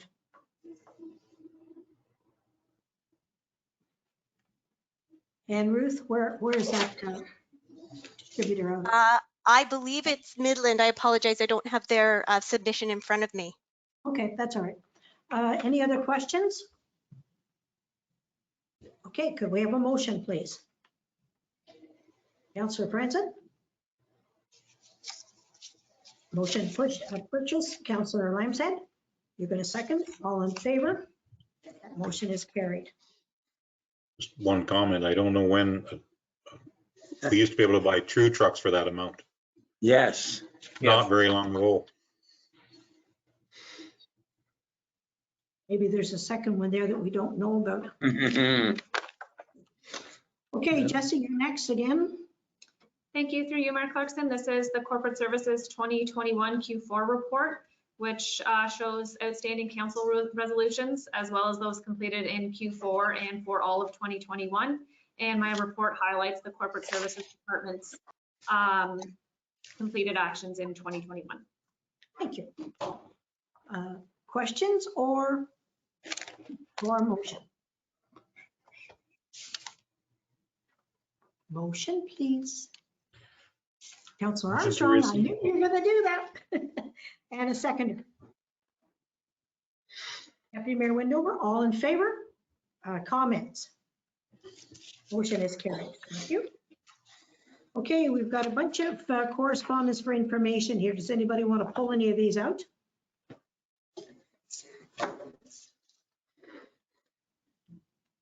If not, we'll have a motion for all of them.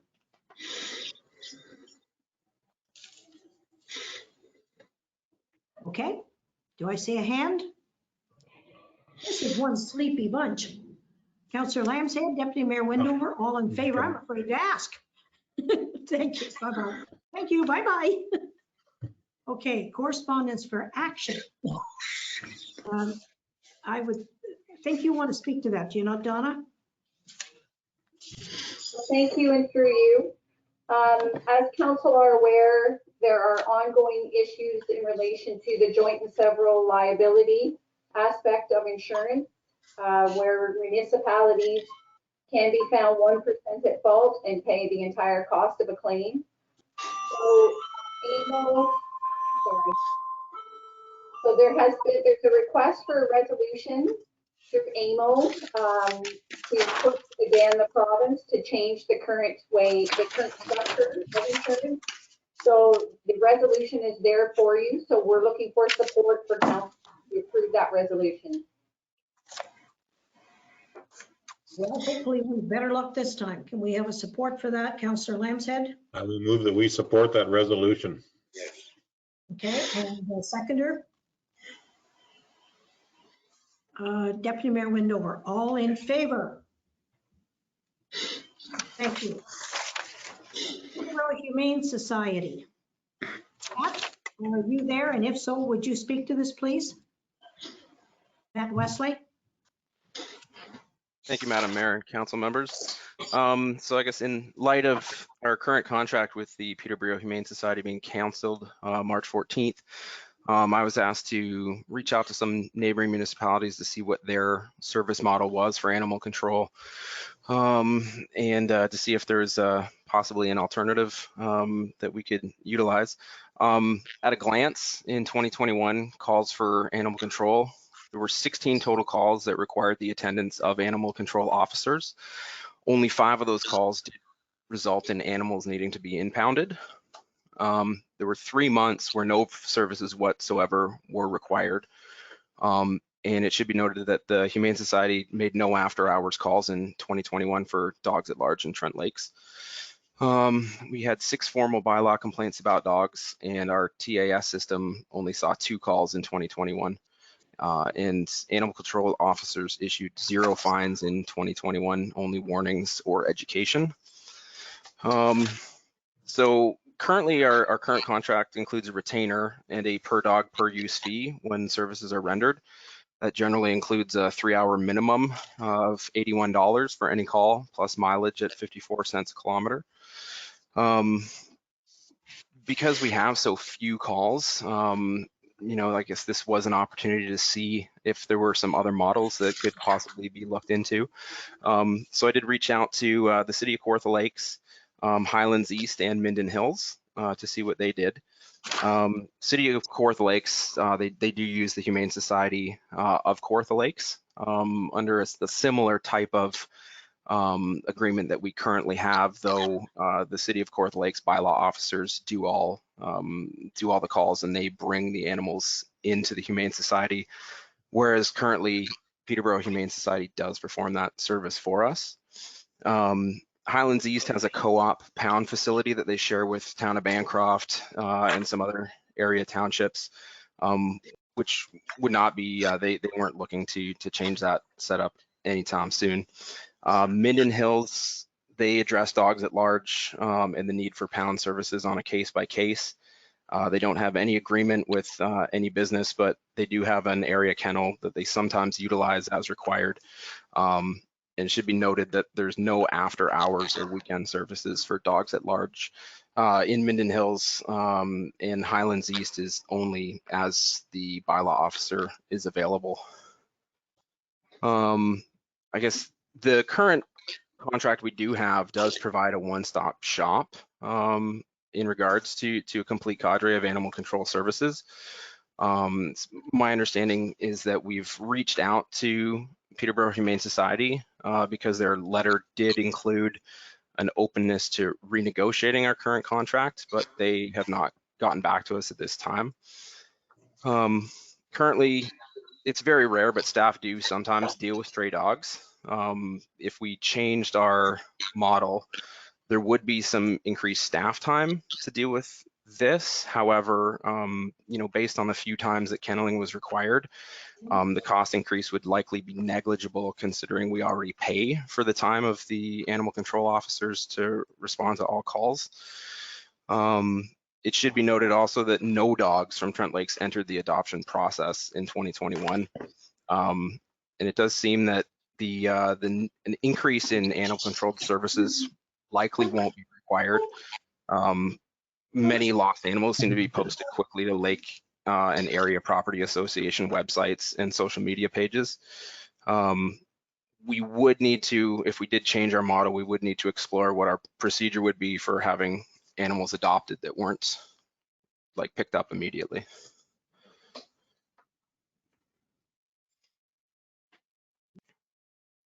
Okay, questions from council. Councillor Lambshead. When you're talking changing our model, are we talking in-house our staff, or are we talking Kawartha Guard as our bylaw? I think it would, as per discussions within our department, I think it would likely be our staff that would maybe pick up the animals if we could find a suitable facility to drop them off. I did reach out to a number of possible service providers, including the Humane Society of Kawartha Lakes and 2 private kennels that are just north of Kinmount and Minden Hills. One of those private kennels already does take in dogs from the OPP and occasionally from area municipalities. They have a very large facility. They did call me back and they said they could absolutely provide some of the services that we would require. It does seem that because only 5 animals did need to be impounded last year, like the need for this service would be very minimal. So, it could likely be worked into the current schedule with not a lot of disruption to drop animals off at an appropriate location. Now, Matt, when it comes to a situation that happened down here on Stony Lake a week ago where the 3 dogs pretty near killed that lady, those dogs are not going to be picked up because they're barking or whatever. They're picked up because they're violent animals. I don't imagine there's anybody on staff that wants to take that on. That's something that an OPP officer or somebody that's got the collars that they can grab these dogs with. I don't know. I know as far as a temporary, there's I don't know if he calls himself a kennel, but between Buckhorn and Flynn's Corners, there's a sign up there that says, if your dog is loose, we take your dog.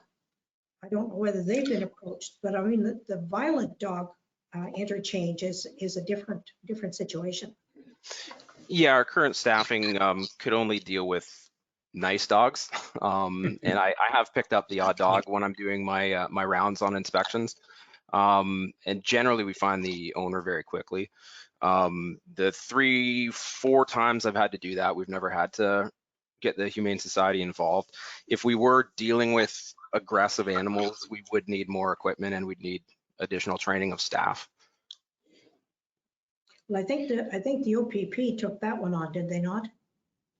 I'm not familiar with that specific incident. Well, a lady was cross-country skiing in this, and these dogs left their property. They weren't on a leash, and they went out and tackled her. And a neighbor went at them with a hockey stick and a paddle and beat the dogs off her, but she's covered in stitches. She thought they were going to kill her. And it was just down on Stony Lake, just this side of Burley.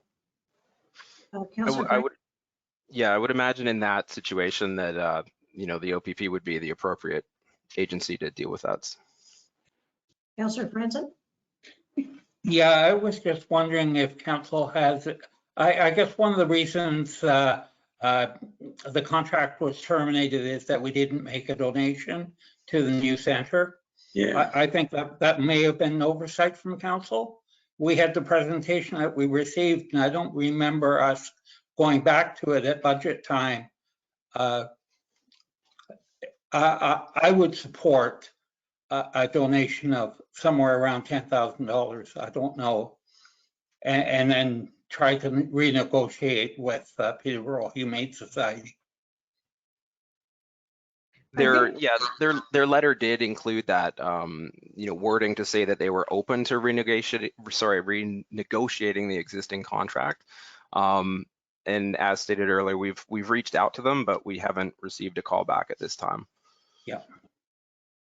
I think the reason that there was pushback from some is if you've seen pictures of this place, they're building a Holiday Inn. Councillor Armstrong? Yeah, thank you, Madam Mayor. I think there are two separate issues. First of all, I personally find it offensive that they would terminate our agreement because we didn't donate. That's a form of bribery or tied sale in my book. And again, I find that offensive. So I think we should pursue, I think what's on the screen is probably the right thing to do, is to investigate some options, including renegotiating with the Humane Society. On the second point, I agree with Councillor Franson. I don't think we ever did go back to discuss whether or not we wanted to make a donation to the Humane Society. And at this point in time, we only have about $3,000 left, I think, in our budget. So suggest if we want to consider that, we should put it on the agenda for our next meeting. But in the meantime, I guess I would support making the motion that's on the screen to receive the correspondence and direct staff to further investigate some options and report back to council. We do have until March something, I forget the date. And I March 14th. I would suggest that you go on the website and take a look at what it is, because that's where a lot of that pushback came from. Councillor Lamshead? Well, I think if that was a motion from Councillor Armstrong, I would second that motion. Okay. Jesse, do you want to, are you okay with the motion? All right, all in favor? Motion is carried. So through you, Mayor Clarkson, can I just comment on that, please? Just to let you know that the request that was brought before council was received for information. So there was no direction to proceed with that request at that time. There was no direction to bring it back to a subsequent meeting. It was just received for information. Well, how many of the other townships or municipalities donated to this? Do we know this? Through you, the only one I'm aware of was Selwyn. Yes. And they did not receive this letter. Okay. Deputy Mayor Wendover. Yeah, it was in the Herald that North Kawartha also didn't give them the money, and Darrell Dummer didn't give them the money. And it's because they're overbuilding. Like it looks like a hotel. Well, my concern is the fact that, they want us to pay for everything, but they go to receive animals from all over the place, Oshawa, Durham, you name it. Everyone's going to be able to bring animals there with no charge. That's I find sort of frustrating. And are they getting donations from those other municipalities? Well, maybe we need a staff report on this, which I think is what Councillor Armstrong is asking for. And then we can make a decision on a little more information. Is that okay with you, Carol? Okay.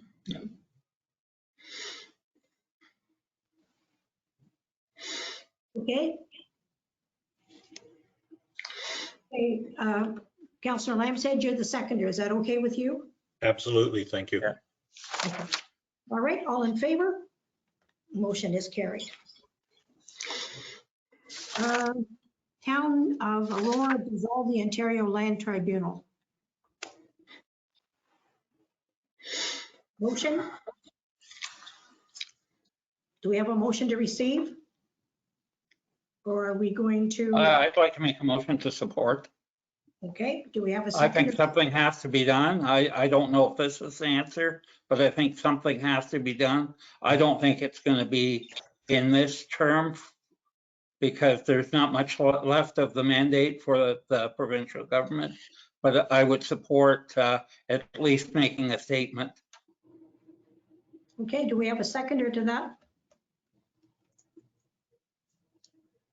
Okay, I don't see a seconder. Do we have, Deputy Mayor Windover's hands up. Yep. you're, Ron, your hands up? Yeah. Okay, all in favor? Councillor Armstrong, are you in favor? Yes, I am. Okay, and Councillor Lamb said you are? Yes, I am. Okay, all in, that motion is carried. Thank you. Okay, support for Muskoka Parry Sound Sexual Assault Services. Increased and sustainable provincial funding. Councillor Armstrong? Yeah, motion to receive. It's very specific to that particular locality. Okay, do we have a seconder? Councillor Franzen? All in favor? That motion is carried. Town of Caledon and Town of Monroe addressing Provincial Offences Act court backlog. Motion? Councillor Lambshead? I would like to support this because they have an awful backlog and they're trying to get it solved, and this is a way to solve it. So. Okay. And you're going to second that, Councillor Armstrong? Okay, all in favor? Motion is carried. Okay, bylaws on the agenda memorandum. Thank you. Through you, Mayor Clarkson. There were several bylaws on today's agenda that didn't have a corresponding public meeting or staff report. The first is B 2022-007, which is a bylaw to authorize the execution of a merger agreement, which was a condition of severance file B 2520. B 2022-009 is a zoning bylaw amendment for file 2112, Valicenti. Well, a public meeting was held September 21st and was supported by council, but was deferred pending the preparation of a site plan agreement, which B 2022-10 is authorize the execution of that site plan agreement. And B 2022-11 is the bylaw to authorize the execution of a parking lot agreement with the Buckhorn Community Center. This is an extension of agreement that expired in August of 2021. Okay, thank you very much. We don't need a motion for that. Now we have a merger agreement, B 2022-12-071. We do need a motion for this one. Motion, please. Councillor Lambshead, seconder. Motion to approve. To approve, thank you. Councillor Franzen. Motion seconder, and all in favor? Thank you. B 2022-099 zoning bylaw amendment for file number 2112 for Valicenti. Motion, please. Councillor Lambshead. A motion to approve with a comment after. Okay, seconder is Deputy Mayor Windover. Comment, please. Yeah, just to make sure everyone knows that this is that small lot on the south end of Loom Lake. It was a little bit unusual in shape and topography, and they just wanted to, that's why we asked for a site plan agreement, because of its unusual shape and size. Yeah. Thanks for that explanation. All in favor? Motion is carried. And that's the same one, 2022-010 development site plan agreement for Valicenti.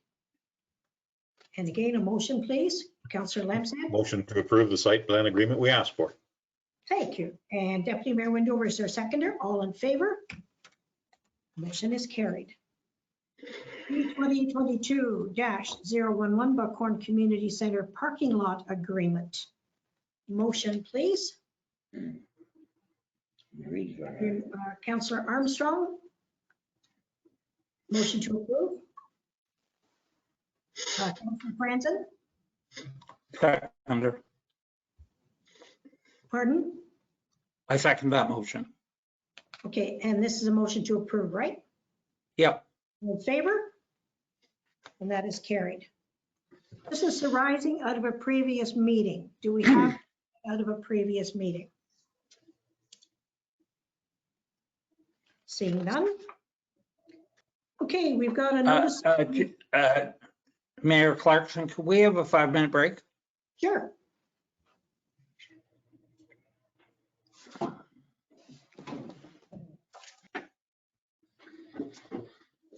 Ron, we're on a 5-minute break.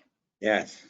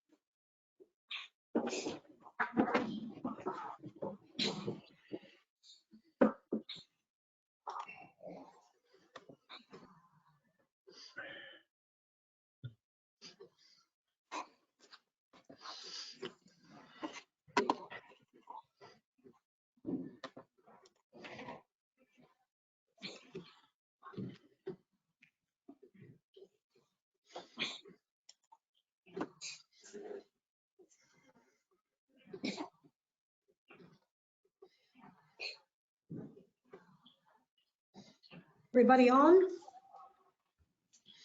I believe so. Okay. I think Okay. Deputy Mayor Windover might be muted. Okay, Are you on, Ron? I think so, eh? Yep, there he is. Yep. Okay, notice of motion. I'm going to read it and then I'm going to remove myself and then Ron's going to take the notes or the Okay. vote at the end, but I will comment on it as a counselor. So whereas a consistent food supply for those in need is a definite reality in these times, whereas we have no other emergency food bank option 5 days a week in the municipality, whereas the Lions Club are willing and able to administer said program, whereas conversations with the OPP is proceeding well, and whereas no other location is available in the Hamlet location close to drugstore, medical center, library, and school, and where it would be open 5 days a week from 3 to 6, now therefore council support this initiative and further the council directs staff to work with the OPP to draft an agreement with the OPP, Municipality of Trent Lakes, and the Lions Club to bring this much needed program to our municipality. Okay, Thank Ron? you. Yep. Comments?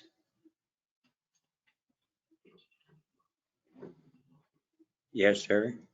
I think this is an interesting initiative. I think that there is, this is a pilot project, I'm assuming, that will indicate whether this is a necessity or not. I think there are many people in our community that have a shortage of food on a daily basis, and this could help.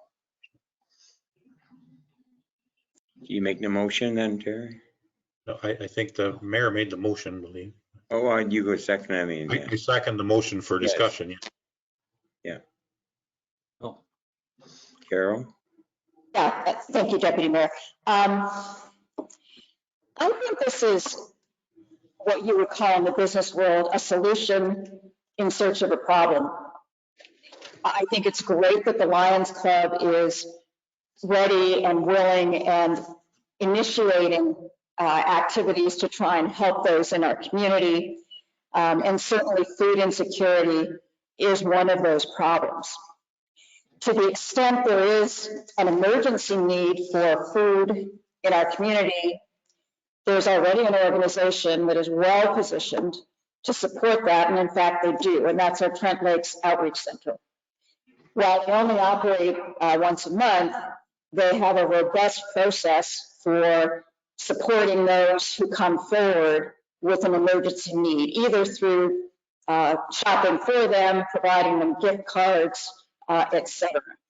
So I think the safety net is already there. I think we should be working with Trent Lakes Outreach Center to enhance their services if in fact there's a need for it.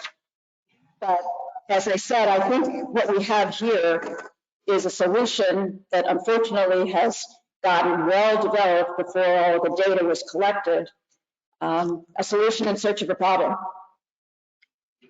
And the second thing, I think we've read and the Police Service Board notes that this is not being embraced by the OPP.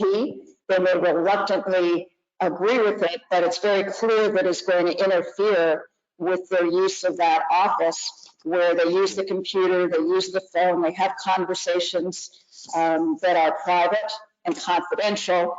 And I think one of our obligations is to ensure that the OPP continues to have a location where they can conduct their business and help keep our community safe. Thank you. Any other comment? Yes, Ron. Jan has. Yes, go ahead. Yes, Janet. Okay, I have a comment. To start with, the person who is looking after the main part of this is a retired doctor. His name is Jim Shipley. And the first thing he did was contact the outreach center in Lakehurst to find out, first of all, what they felt, if they wanted to work with us. And they said, absolutely not. So our next way was to, we contacted the Kawartha Food Share, because that's where the outreach get their food from.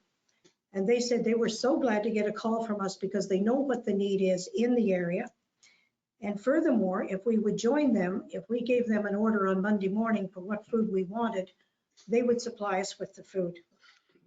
Then we contacted the OPP. I had a meeting with them last week in the Police Services Board. And the first thing that Chris said was, it's a really good idea. We support the idea, but we have some reservations about sharing the space. So we talked about this for a while, and finally he said, you know, I would gladly move to one of the fire stations.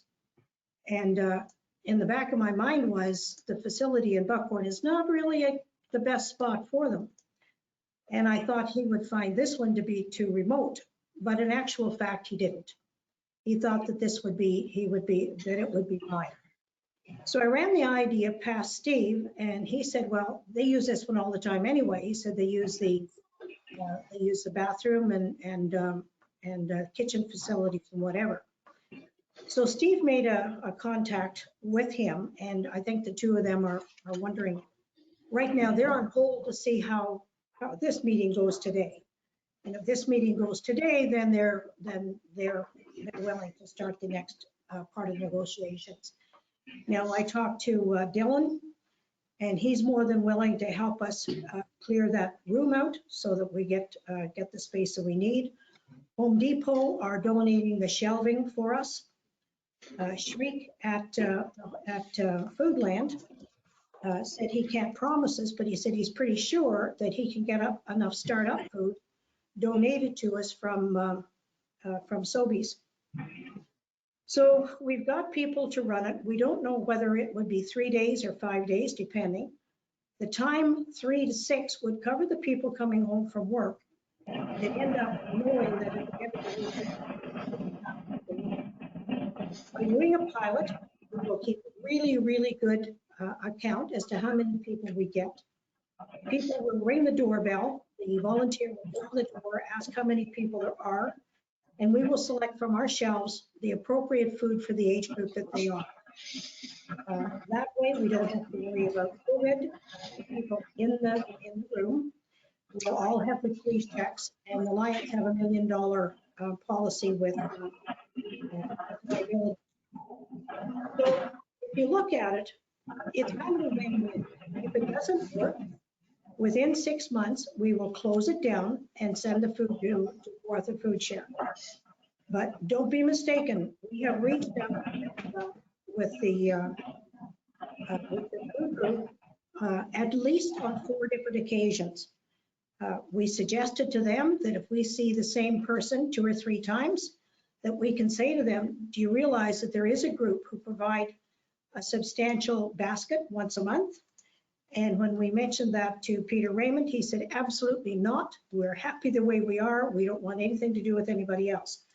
That's not our fault. And to me, food is not a political, it's not personality.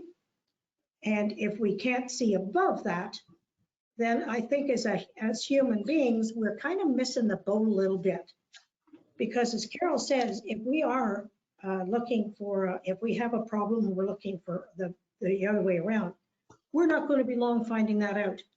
But right now, we are donating money to the public school, who is then keeping 2 families, because we have 2 families that we're responsible for. If you talk to any of the groups in Peterborough, like my husband's part of the delivery group, Foodland, or not Foodland, but the community care is delivering to about 50 families. Now, some of those are people that need the food delivered. Some of them are disabled. There's a lot of different reasons, but that tends to be an elderly group. And to me, the people that I'm most concerned about are that, I don't like the term working poor, but it fits. We've got so many people today who are making $15, $18 an hour. And by the time those people put the gas in the car, they are stretched. And when I was working at the public school, I had a little girl come up to me and she said, Mrs. Clarkson, if you have any food left over, can I take it home? My brothers and sisters have nothing to eat. That is not uncommon in this area. We can't fix everybody, but we can help. Now, does anybody have any questions of me? Because we've turned this thing inside and out to try to make sure that we're not stepping on anybody's toes.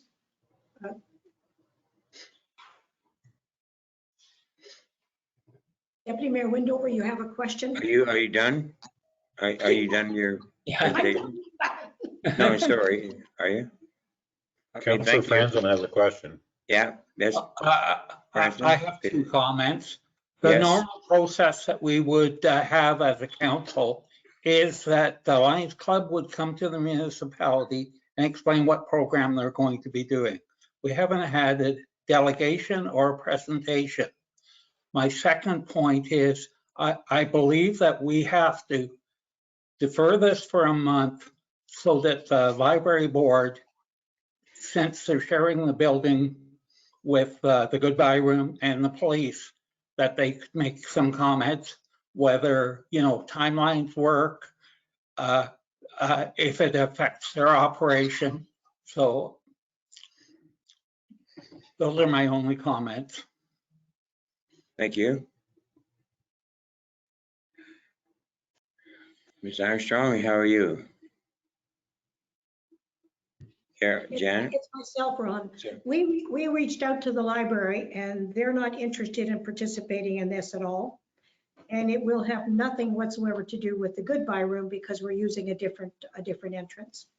Initially, when we talked about this, we were going to go through there, which would then allow the OPP to have back and forth, but this is going to have nothing to do with them now. Yes, Carol? Yeah, thank you, Deputy Mayor. First of all, that issue has not been brought before the library board, which should have the opportunity to review and discuss it. So it has not, that has not happened. I'm inclined to agree with Councillor Franzen that we do need to defer this because there are parties we haven't heard from. It should come from the Lions Club. And I think we ought to allow Trent Lakes Outreach Center to have a voice in this as well. So I think this is being railroaded through council without proper process and without substantial data to support it. So we can either defer it or we can vote on the motion on the floor. Mr. Lambshead, you got any comments? I must admit, I like the idea of a delegation from the Lions Club coming to council. I think that's a good idea. I mean, can we just defer a decision on this until we can get a Lions Club delegation to council? Is that all right I with mean, you? that can happen very quickly, right? What's your comment on that, Ms. Clarkson? I would say if we can get that done fairly quickly. I don't want to see this drag on because in the dead of winter is when we've got the biggest need. And when we've got the momentum that we have, it just, to me, you can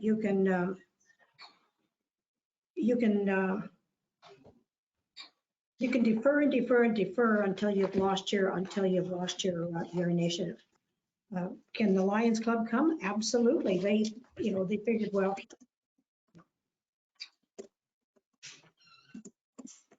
in most cases, if you're going to get a delegation, you're going to negotiation.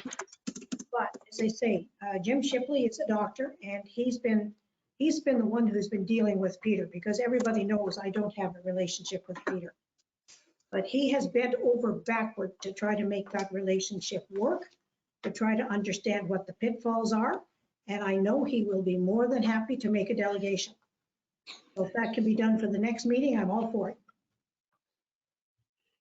So, do we want to make a motion to? Well, I think we have a motion on the floor, so if we Okay, with that one, okay. could defer a decision on that motion, I think that's Okay.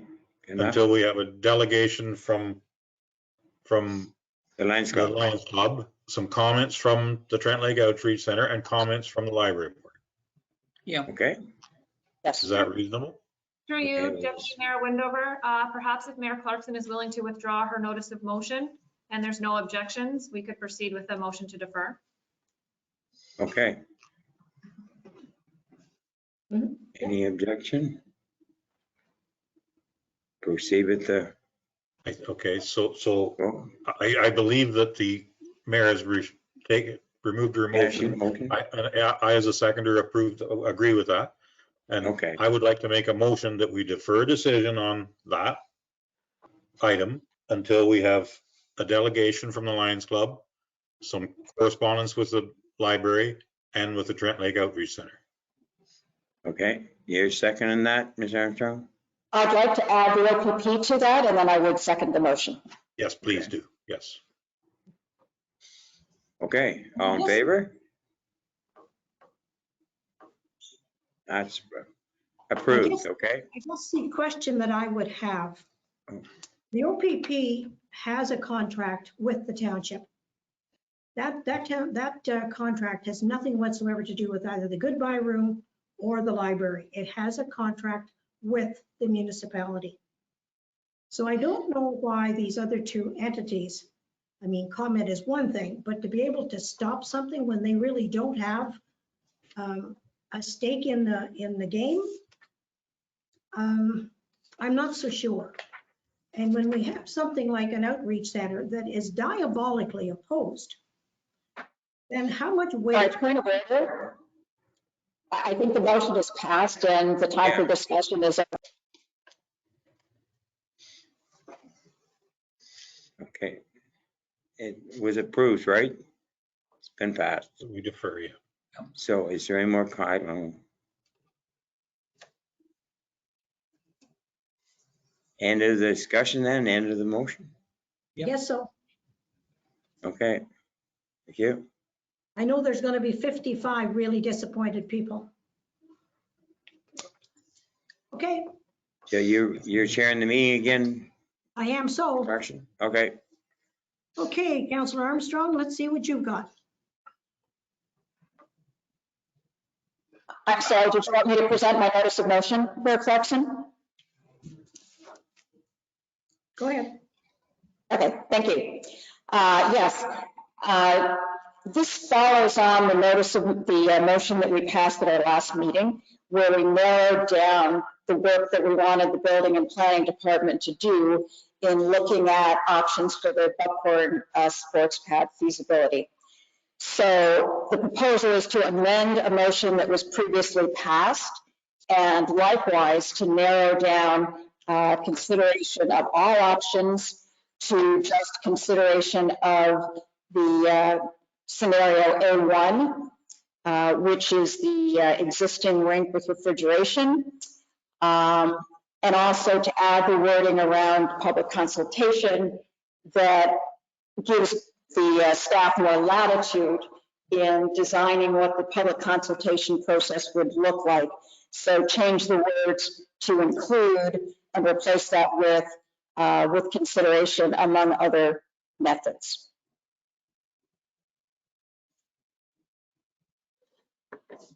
Comment. Councillor Lamson. I think this is the only way we can move forward with that site, so I think this is a reasonable request. I would support that. I won't support that for a couple of reasons. We've asked Barb if it's feasible to do anything on that site, and it looks like it isn't. So here we go again, wasting a lot of time. We talk about public consultation. There has been study after study after study. Public consultation means time. The idea of more of this, Parks and Rec have done it 2 or 3 times. But until Barb comes back and says that site can accommodate the parking, the sewage and whatever, the rest of this stuff is redundant. And from brief conversations I've had with her, that probably isn't going to happen.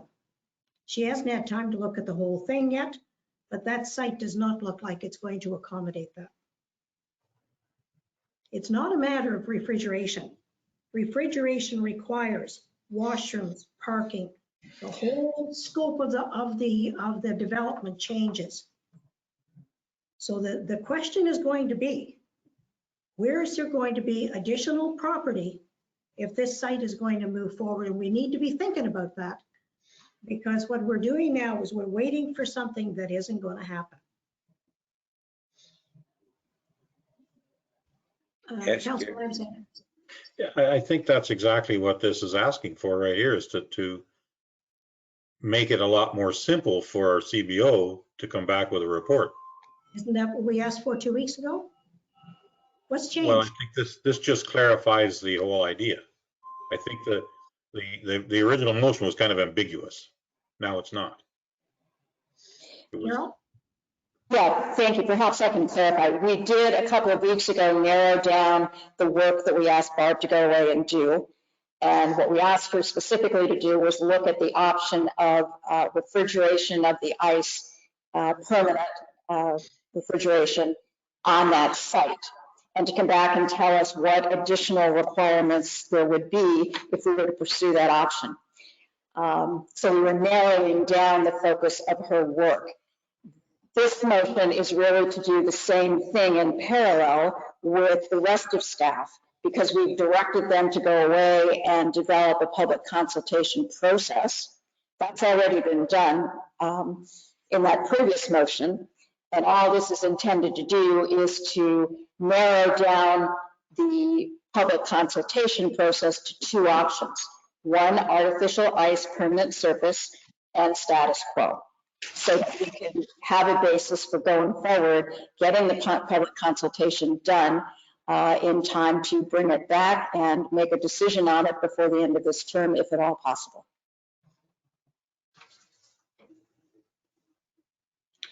Any other comments? I think this will get us an opportunity to move forward faster than not doing this. So that's why I'm supporting this.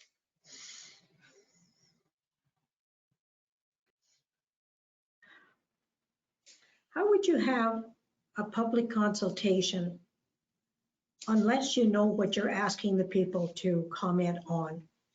If you're just asking them whether or not they're in favor of a rink or whatever, has that not been done twice? Like, until you get some drawings or you get some ideas as to what you're going to do, what other consultation can you possibly ask for? Anyway, vote on it. Um, All in favor? Yes, Jesse. Through you, Councillor Lamshead has mentioned his support for it, but I wasn't sure if it was a formal second or not. Yes, it is. Okay, all in favor? And I want a recorded vote. I have a request for a recorded vote. A request for a recorded vote? Yeah, it's in there. Okay. I didn't know if it was coming through or not. All right, we're ready for the vote. Yes, please. Mayor Clarkson, are you in favor? No. Councillor Franzen? Yes, I'm in favor. Councillor Lamshead? Yes, I'm in favor. Deputy Mayor Windover? Yes. Councillor Armstrong? Yes. And that motion has carried. Okay, do we have any reports from external boards? Seeing none. Any other information items? None. Can we have a motion to go into close, please? And that council is going into a closed meeting to discuss labor relations or employee negotiations. Anyone that is listening or viewing the electronic meeting may remain on the line for when council rises from closed session. Motion, please. Councillor Lamshead. Deputy Mayor Windover. Yes. And the motion has carried. Okay.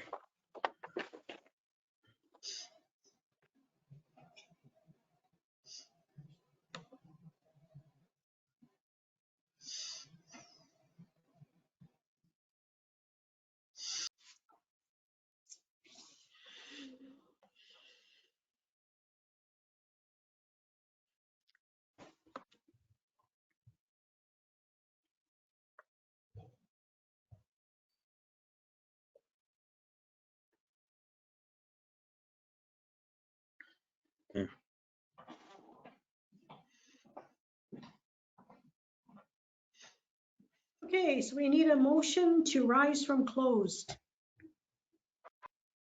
Deputy Mayor Windover and Councillor Franzen, all in favor? Motion is carried. We need adoption of the minutes from the closed minute from January the 11th. A motion, please, to adopt the minutes from the closed meeting. Councillor Lamshead, Councillor Franzen, all in favor? Motion is carried. Get a motion to approve the confirming bylaw. Councillor Armstrong, Deputy Mayor Windover, all in favor. Motion has carried. Motion to adjourn. Councillor Lamshead, Deputy Mayor Windover, all in favor. Well done, folks. Thank you. Thank you.